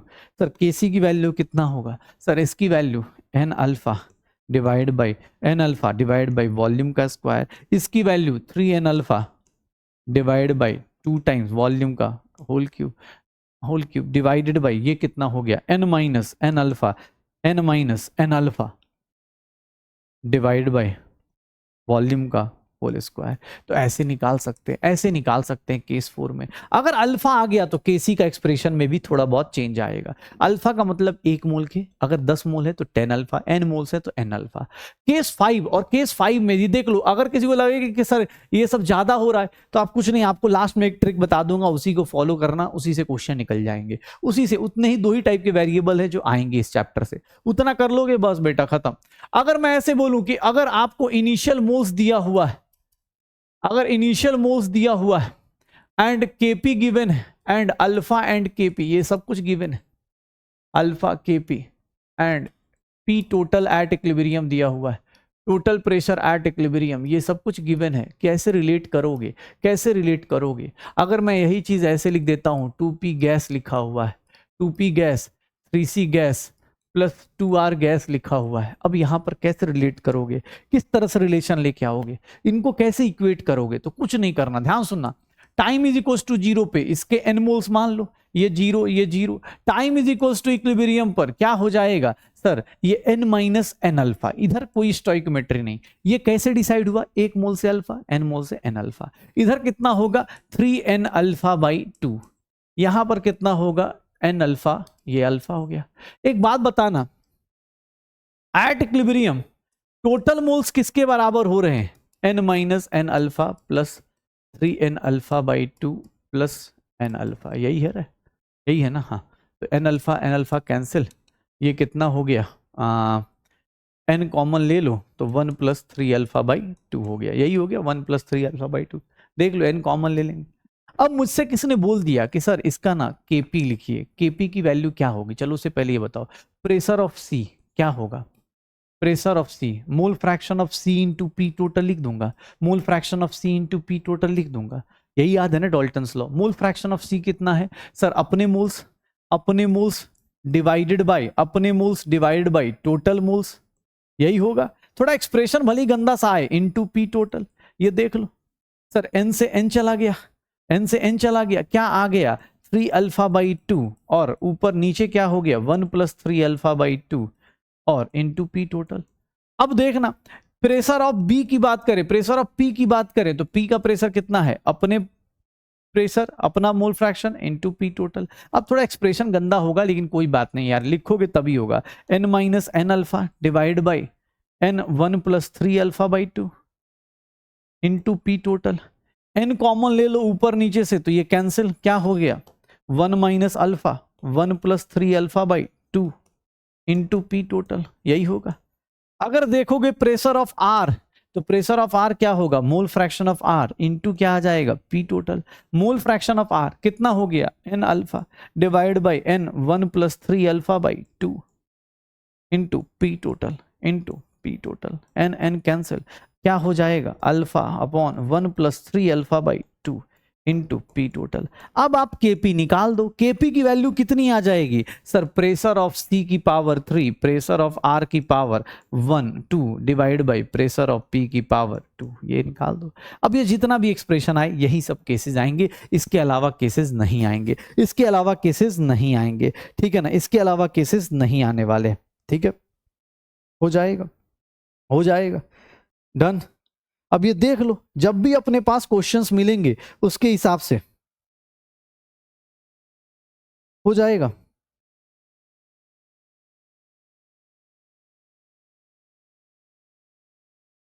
डन। तो चलो एक काम करो, अब मुझे ना कोई लगे कि नहीं सर ये तो बहुत ज्यादा हो रहा है, तो मैं तुम्हें एक शॉर्टकट बता देता हूँ, एक सिंपल सा 2 लोगों का शॉर्टकट याद रखना। केस 6 का 2 लोगों का शॉर्टकट याद रखना। अगर कोई गैस है, ध्यान सुनना, ये चीज ना आपको याद रखनी है। आपको एग्जाम हॉल में जाओगे तो देखो, बाकी आप डिराइव करना चाहो, लेकिन डिराइव में ये होगा कि, और ऑब्वियस है ये जेई में पूछा जा सकता है, नीट में भी पूछा जा सकता है, लेकिन थोड़ा लेंदी कैलकुलेशन हो जाता है केस 6 वाला या केस 5 वाला। लेकिन हाँ, कुछ ऐसे कॉमन क्वेश्चंस होते हैं जो आते ही आते हैं। जैसे अगर कोई गैसियस पार्टिकल डिसोसिएट होके, ध्यान सुना, अगर कोई गैसियस पार्टिकल डिसोसिएट होके अगर 2 अलग अलग गैस पार्टिकल दे रहा है, तो इसके केस में केपी की वैल्यू लिखनी है, तो ये क्या हो जाता है, ध्यान सुनिएगा, alpha square 1 minus alpha square into P total. ये वैल्यू जो होती है ना, independent of number of moles, कुछ भी ले लो, इसको कोई फर्क नहीं पड़ेगा। इसके केस में सीधा सीधा आप शॉर्टकट याद रखोगे, अगर कोई गैस पार्टिकल, एक गैस पार्टिकल 2 अलग अलग पार्टिकल्स देता है, तो उस केस में आप क्या करोगे, सीधा सीधा ये फॉर्मूला यूज करोगे। अगर एक गैस पार्टिकल डिसोसिएट होगा और आपको क्या मिल जाए, 2 सेम पार्टिकल्स मिल जाए, तो यहां पर बस इतना ही चेंज करना है और कुछ भी चेंज नहीं करना। ये 2 एक्सप्रेशन आपको पता होना चाहिए, ताकि जब एग्जाम हॉल में आए तो आपको डिराइव करने आना चाहिए। लेकिन हाँ, अगर आता है, शॉर्टकट पता है, तो आप विद इन सेकेंड आंसर निकाल सकते हो। अल्फा निकालने के तरीके आपको बताया जा चुका है, आप सीधा सीधा इसको यूज कर सकते हो, सीधा सीधा आप यूज कर सकते हो। ये शॉर्टकट डायरेक्टली आप यूज कर लोगे, ये वाले एक्सप्रेशन के लिए कैलकुलेशन करने की जरूरत नहीं पड़ेगी। ये independent of number of moles होते हैं, इनको कोई फर्क नहीं पड़ता। ये क्या होंगे, इंडिपेंडेंट होते हैं किसके, कॉन्सेंट्रेशन से, independent of number of moles. Number of moles 10 ले लो तो भी एक्सप्रेशन सेम आएगा, बाद में कुछ भी ले लो, नंबर ऑफ मोल्स से कोई फर्क नहीं पड़ता। ये एक्सप्रेशन, जैसे सबसे बेस्ट एग्जांपल ये वाले PCl5 किस में कन्वर्ट होते, PCl3 प्लस Cl2। अगर इसका डिसोसिएशन पूछा गया तो ये इसमें फिट हो जाएगा, अब इसका एक्सप्रेशन निकालने की जरूरत नहीं।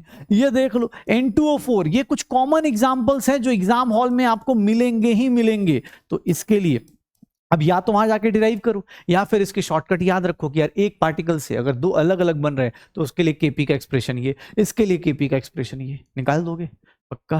तो ये देख लो, सारे के सारे इक्विलिब्रियम मिक्सचर के सारे टाइप के क्वेश्चन अब हम लोग कर चुके, जान चुके। अब इक्विलिब्रियम बहुत सारी चीजें पढ़ चुके हैं, इक्विलिब्रियम के बारे में जान गए, उसकी इंट्रोडक्शन कर गए। अब आते हैं इक्विलिब्रियम को डिस्टर्ब करके देखते हैं। मतलब पहले हमने इक्विलिब्रियम को पहचाना, उसका इंट्रोडक्शन लिया, भाई बताओ तुम कैसे हो, क्या क्या करते हो, किस चीज को रिप्रेजेंट करते हो, ऐसी ऐसी एक्सप्रेशन निकाली, और अब बोल रहे हैं कि चलो यार थोड़ा उंगली कर देते, इक्विलिब्रियम को डिस्टर्ब करके देखते हैं। And that is known as Le Chatelier's principle. ये देखो बेटा, सबसे last topic, Le Chatelier's principle. ये क्या करते हैं, इक्विलिब्रियम को उंगली करने वाली बात। ली चैटलियर्स प्रिंसिपल ने क्या बोला कि भैया तुम दुनिया में अगर इक्विलिब्रियम में कोई रिएक्शन है, ध्यान सुनना, अगर कोई रिएक्शन इक्विलिब्रियम में है, अगर आपने उसको कुछ भी डिस्टर्ब किया, चाहे उसका टेम्परेचर चेंज किया, प्रेशर चेंज किया, वॉल्यूम चेंज किया, कुछ भी डिस्टर्ब किया, तो वो सिस्टम या वो रिएक्शन क्या करेगा, अपने आप को इस तरह से बैलेंस करने की कोशिश करेगा, जिससे वो फिर से इक्विलिब्रियम में एस्टैब्लिश आ जाए या इक्विलिब्रियम में आ जाए। इसी कंडीशन को क्या बोलते हैं, ली चैटलियर्स प्रिंसिपल। मतलब हमें अपोज करना है किसी भी चेंज का। अगर मैं ली चैटलियर्स की बात को एक लाइन में लिखूं तो ये क्या है कि सर हमें अपोज करना है। अपोज किसका करना है, अपोज द चेंजेस। जो भी चेंज करोगे, पॉजिटिव चेंज करोगे तो मैं नेगेटिव करने की कोशिश करूंगा, नेगेटिव चेंज करोगे तो पॉजिटिव चेंज करूंगा मैं। तो ये चीजें करनी है इक्विलिब्रियम में। सबसे पहले ली चैटलियर्स में सबसे पहले इफेक्ट ऑफ कॉन्सेंट्रेशन। अगर कॉन्सेंट्रेशन का इफेक्ट देखना चाहते हो तो कोई भी रिएक्टेंट, अगर देखना कॉन्सेंट्रेशन ऑफ रिएक्टेंट अगर इंक्रीज कर दो, रिएक्टेंट की कॉन्सेंट्रेशन, ये मेरा रिएक्शन है, अगर रिएक्टेंट की कॉन्सेंट्रेशन इंक्रीज करोगे, जैसे ऑलरेडी इक्विलिब्रियम में था, रिएक्टेंट ज्यादा किया तो सर ये किधर की तरफ कम कैसे हो सकता है, तुमने ज्यादा किया ना तो कम करना है, कम कैसे करेंगे सर, इक्विलिब्रियम किधर को शिफ्ट हो जाएगा, equilibrium will shift in forward direction. किधर को शिफ्ट हो जाएगा, फॉरवर्ड डायरेक्शन में शिफ्ट हो जाएगा। इक्विलिब्रियम किधर को शिफ्ट हो जाएगा, फॉरवर्ड डायरेक्शन में शिफ्ट हो जाएगा, क्योंकि उसको कम करना है। तुमने बोला मैं रिएक्टेंट ज्यादा करूंगा तो वो कम करेगा, कैसे कम करेगा, आगे की तरफ बढ़ा के। अगर कोई उल्टा बोल दे कि सर रिएक्टेंट को डिक्रीज कर देते हैं तो इक्विलिब्रियम किधर को शिफ्ट होगा, सर ये बड़ा सिंपल सा कॉन्सेप्ट है, equilibrium will shift in backward direction. किधर को भैया, पीछे की तरफ। काहे कि भैया सर कम करना है, किधर को मूव कर जाएगा, इक्विलिब्रियम में, ये रिएक्शन बढ़ जाएगी। रिएक्टेंट कम हुआ तुम आराम से दोनों भाई एकदम मस्त बैठे थे, रिएक्टेंट प्रोडक्ट ऐसे कि हाँ यार जिंदगी चल रही है, मस्त इक्विलिब्रियम है।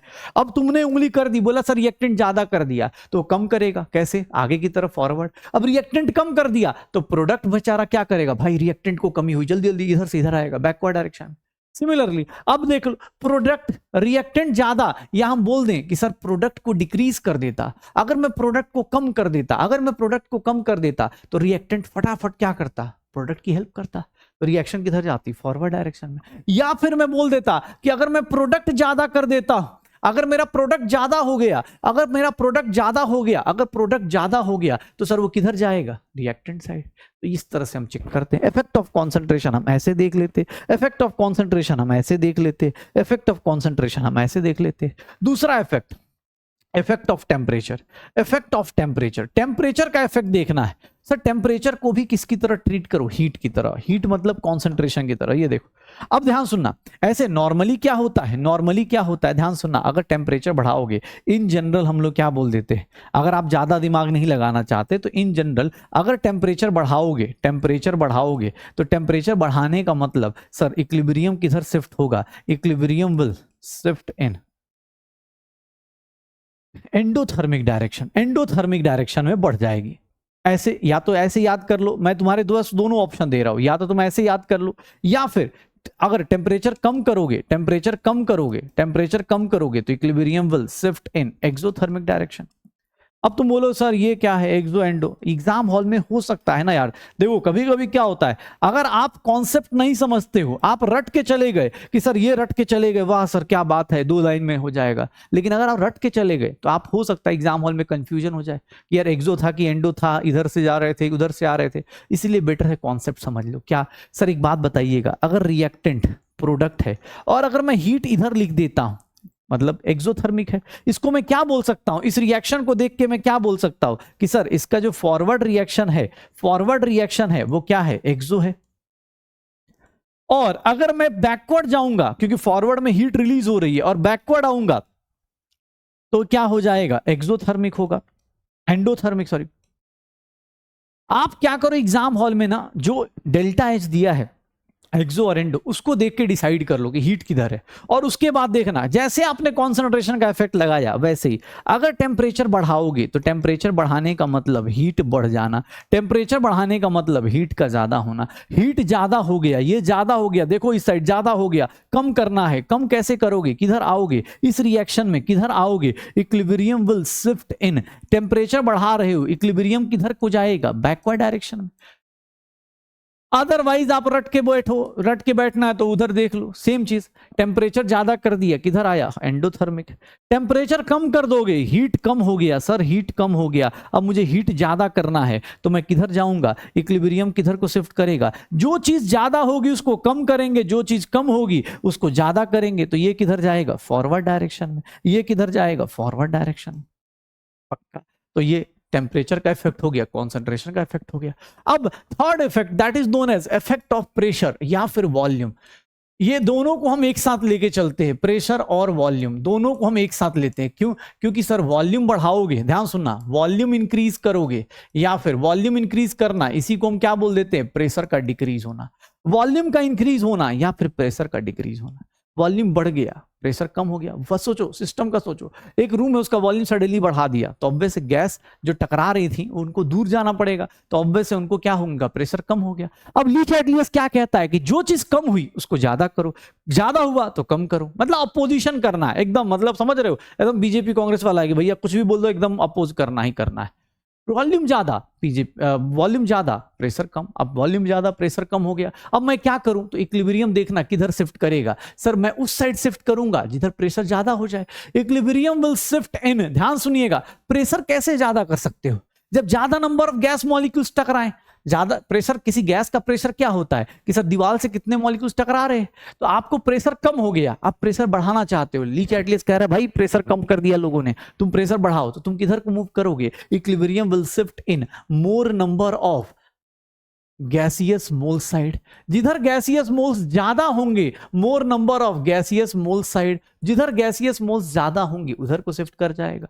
अगर मैं बोलूं कि वॉल्यूम डिक्रीज कर रहा है, वॉल्यूम डिक्रीज कर रहा है या प्रेशर इंक्रीज कर रहा है, तो भैया अब की बार अपोजिट चले जाओ। क्यों? क्योंकि अब की बार प्रेशर बढ़ गया तो इक्विलिब्रियम किधर को शिफ्ट करेगा? Equilibrium will shift in, equilibrium will shift in less number of mole side. अब बहुत सारे लोग डेल्टा एनजी से याद करते हैं, बेटा आपकी मर्जी है, मेरे हिसाब से इसको डेल्टा एनजी से बदले बेटर ऐसे कर लो।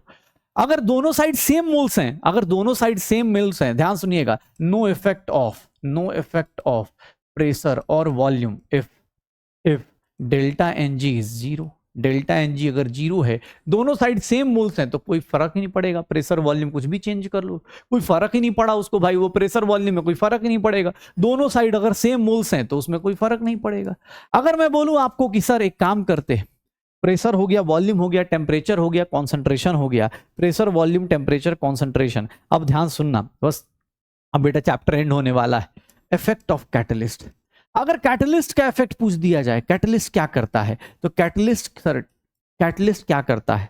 कैटलिस्ट क्या करेगा? इक्विलिब्रियम को किसी भी डायरेक्शन में शिफ्ट नहीं करता। नो इफेक्ट ऑन इक्विलिब्रियम, किसी पे no effect on equilibrium, equilibrium पर कोई इफेक्ट नहीं होगा, ना ही इसको इक्विलिब्रियम कांस्टेंट पे कोई इफेक्ट होगा, ना इक्विलिब्रियम पे कोई फर्क करेगा, ना ही इक्विलिब्रियम कांस्टेंट पे। क्या करता है ये? क्या करता है ये? चेंज करता है या रिड्यूसेस, कैटलिस्ट के बारे में बात करें तो ये reduces the time to achieve equilibrium. बस ये रिएक्शन को फास्ट करेगा, दोनों side time to achieve equilibrium. Equilibrium पहुंचने में अगर 20 मिनट लगते थे तो उसको जल्दी पहुंचा देगा। रिड्यूसेस मतलब क्या करता है? इंक्रीजेस, दोनों साइड का increases rate of forward and backward reaction, rate of forward and backward reaction, rate of forward and backward reaction by same amount. दोनों का क्या करेगा? सेम अमाउंट से दोनों का रेट क्या करेगा? इंक्रीज कर देगा। तो इसीलिए इसका कोई इफेक्ट नहीं होता। अचीव कर मतलब अगर 20 मिनट में पहुंच रहे थे 10 मिनट में पहुंच जाओगे। कैटलिस्ट का कोई इफेक्ट नहीं। फिर हम लोगों के पास लास्ट इफेक्ट, बस बेटा देखो, that is effect of inert gas addition. अगर आप इनर्ट गैस ऐड करते हो, effect of inert gas addition, अगर इनर्ट गैस एडिशन करते हो, इनर्ट गैस का मतलब वो किसी से बात नहीं करता। इनर्ट गैस मतलब वो क्या करेगा? उसको किसी से कोई मतलब नहीं, वो आएगा चुपचाप, रिएक्शन तो करने से रहा। तो इसको इनर्ट गैस ऐड करोगे तो इसके लिए दो कंडीशन है। अगर आप कांस्टेंट वॉल्यूम पे ऐड करोगे, अगर आप कांस्टेंट वॉल्यूम पे ऐड करोगे और कांस्टेंट प्रेशर पे, इन दोनों पे आपको फर्क दिखेगा, अदरवाइज आपको फर्क नहीं दिखने वाला। कांस्टेंट वॉल्यूम पे ऐड कर रहे हो या कांस्टेंट प्रेशर पे। अगर कांस्टेंट वॉल्यूम पे ऐड करोगे तो भैया कोई इफेक्ट नहीं, जैसे कैटलिस्ट का कोई इफेक्ट नहीं, इक्विलिब्रियम कहीं फॉरवर्ड बैकवर्ड कहीं नहीं जाने वाली। लेकिन अगर कांस्टेंट प्रेशर पे इफेक्ट देखोगे तो कांस्टेंट प्रेशर पे आप इनर्ट गैस ऐड करोगे तो ये किसको फॉलो करेगा कि सर यहाँ वॉल्यूम क्या हो रहा है? इसका वॉल्यूम क्या हो रहा है? इंक्रीज कर रहा है। वॉल्यूम क्या हो रहा है? इंक्रीज कर रहा है। तो इक्विलिब्रियम विल शिफ्ट इन। अगर वॉल्यूम इंक्रीज कर रहा है तो आप किधर की तरफ मूव करते हो? जिधर मोर गैसियस मोल साइड है, जिधर ज्यादा गैसियस मोल्स होते हैं, जिधर ज्यादा गैसियस मोल्स होते हैं। रिएक्शन में देख लो, जिधर ज्यादा गैसियस मोल्स होंगे उस साइड मूव कर जाएगा। तो ये 5 लोगों का इफेक्ट। ली चैटलियर्स ने बोला कि भैया हमें अपोजिशन करना है, हम अपोजिशन ऐसे बनाएंगे कि भैया हमेशा अपोज करना है। तो कॉन्सेंट्रेशन चेंज किया तो अपोज करो, टेम्परेचर चेंज किया तो अपोज करो, चाहे प्रेशर वॉल्यूम चेंज किया तो अपोज करो। या कैटलिस्ट से तो कोई फर्क पड़ नहीं रहा। इनर्ट गैस एडिशन करोगे कांस्टेंट वॉल्यूम पे, कोई फर्क नहीं पड़ेगा। कांस्टेंट प्रेशर पे करोगे तो उस साइड मूव करेगा जिधर ज्यादा नंबर ऑफ गैसियस मोल्स होंगे। पक्का? तो भैया यही है आपका फिजिकल और केमिकल इक्विलिब्रियम। फिजिकल और केमिकल इक्विलिब्रियम इसी के साथ एंड होता है। होमवर्क क्या है आपके लिए? आपके PYQs, आपका NCERT। इस चैप्टर में ऑब्वियस है NCERT का एक ही चैप्टर है, तो मैं ये नहीं बोलूंगा आज ही पूरा NCERT कर जाइए। आप कम से कम केमिकल इक्विलिब्रियम तक के पोर्शन को जरूर रिवाइज कीजिएगा। वहां तक की चीजों को आप एग्जांपल्स देखिए, उनके क्वेश्चंस कीजिए। क्योंकि देखो मैं बार बार बोल रहा हूं बेटा, थ्योरी पढ़ना रिवाइज करना आसान होता है, हालत कब टाइट होती है? जब आप क्वेश्चंस लेके बैठते हो। ये प्रैक्टिस अगर आप नहीं करोगे, थ्योरी तो देखो 1-1.5 घंटे में खत्म हो जाएगी, लेकिन हाँ आप जब तक रिवाइज नहीं करोगे, जब तक आप खुद क्वेश्चंस लेके नहीं बैठोगे, तब तक आपको प्रॉब्लम रहेगी ही रहेगी। अगली क्लास में हम लोग आयनिक इक्विलिब्रियम करने वाले हैं, इसी का बड़ा भाई। फिजिकल और केमिकल इक्विलिब्रियम आज फिनिश हो चुका है। अगली बार जब मिलेंगे तो इसके बड़े भाई आयनिक इक्विलिब्रियम से मिलेंगे। वहां पर ये सारे कॉन्सेप्ट्स फिर से यूज होंगे, लेकिन हाँ वहां पर क्या आ जाएगा? आयंस आ जाएंगे।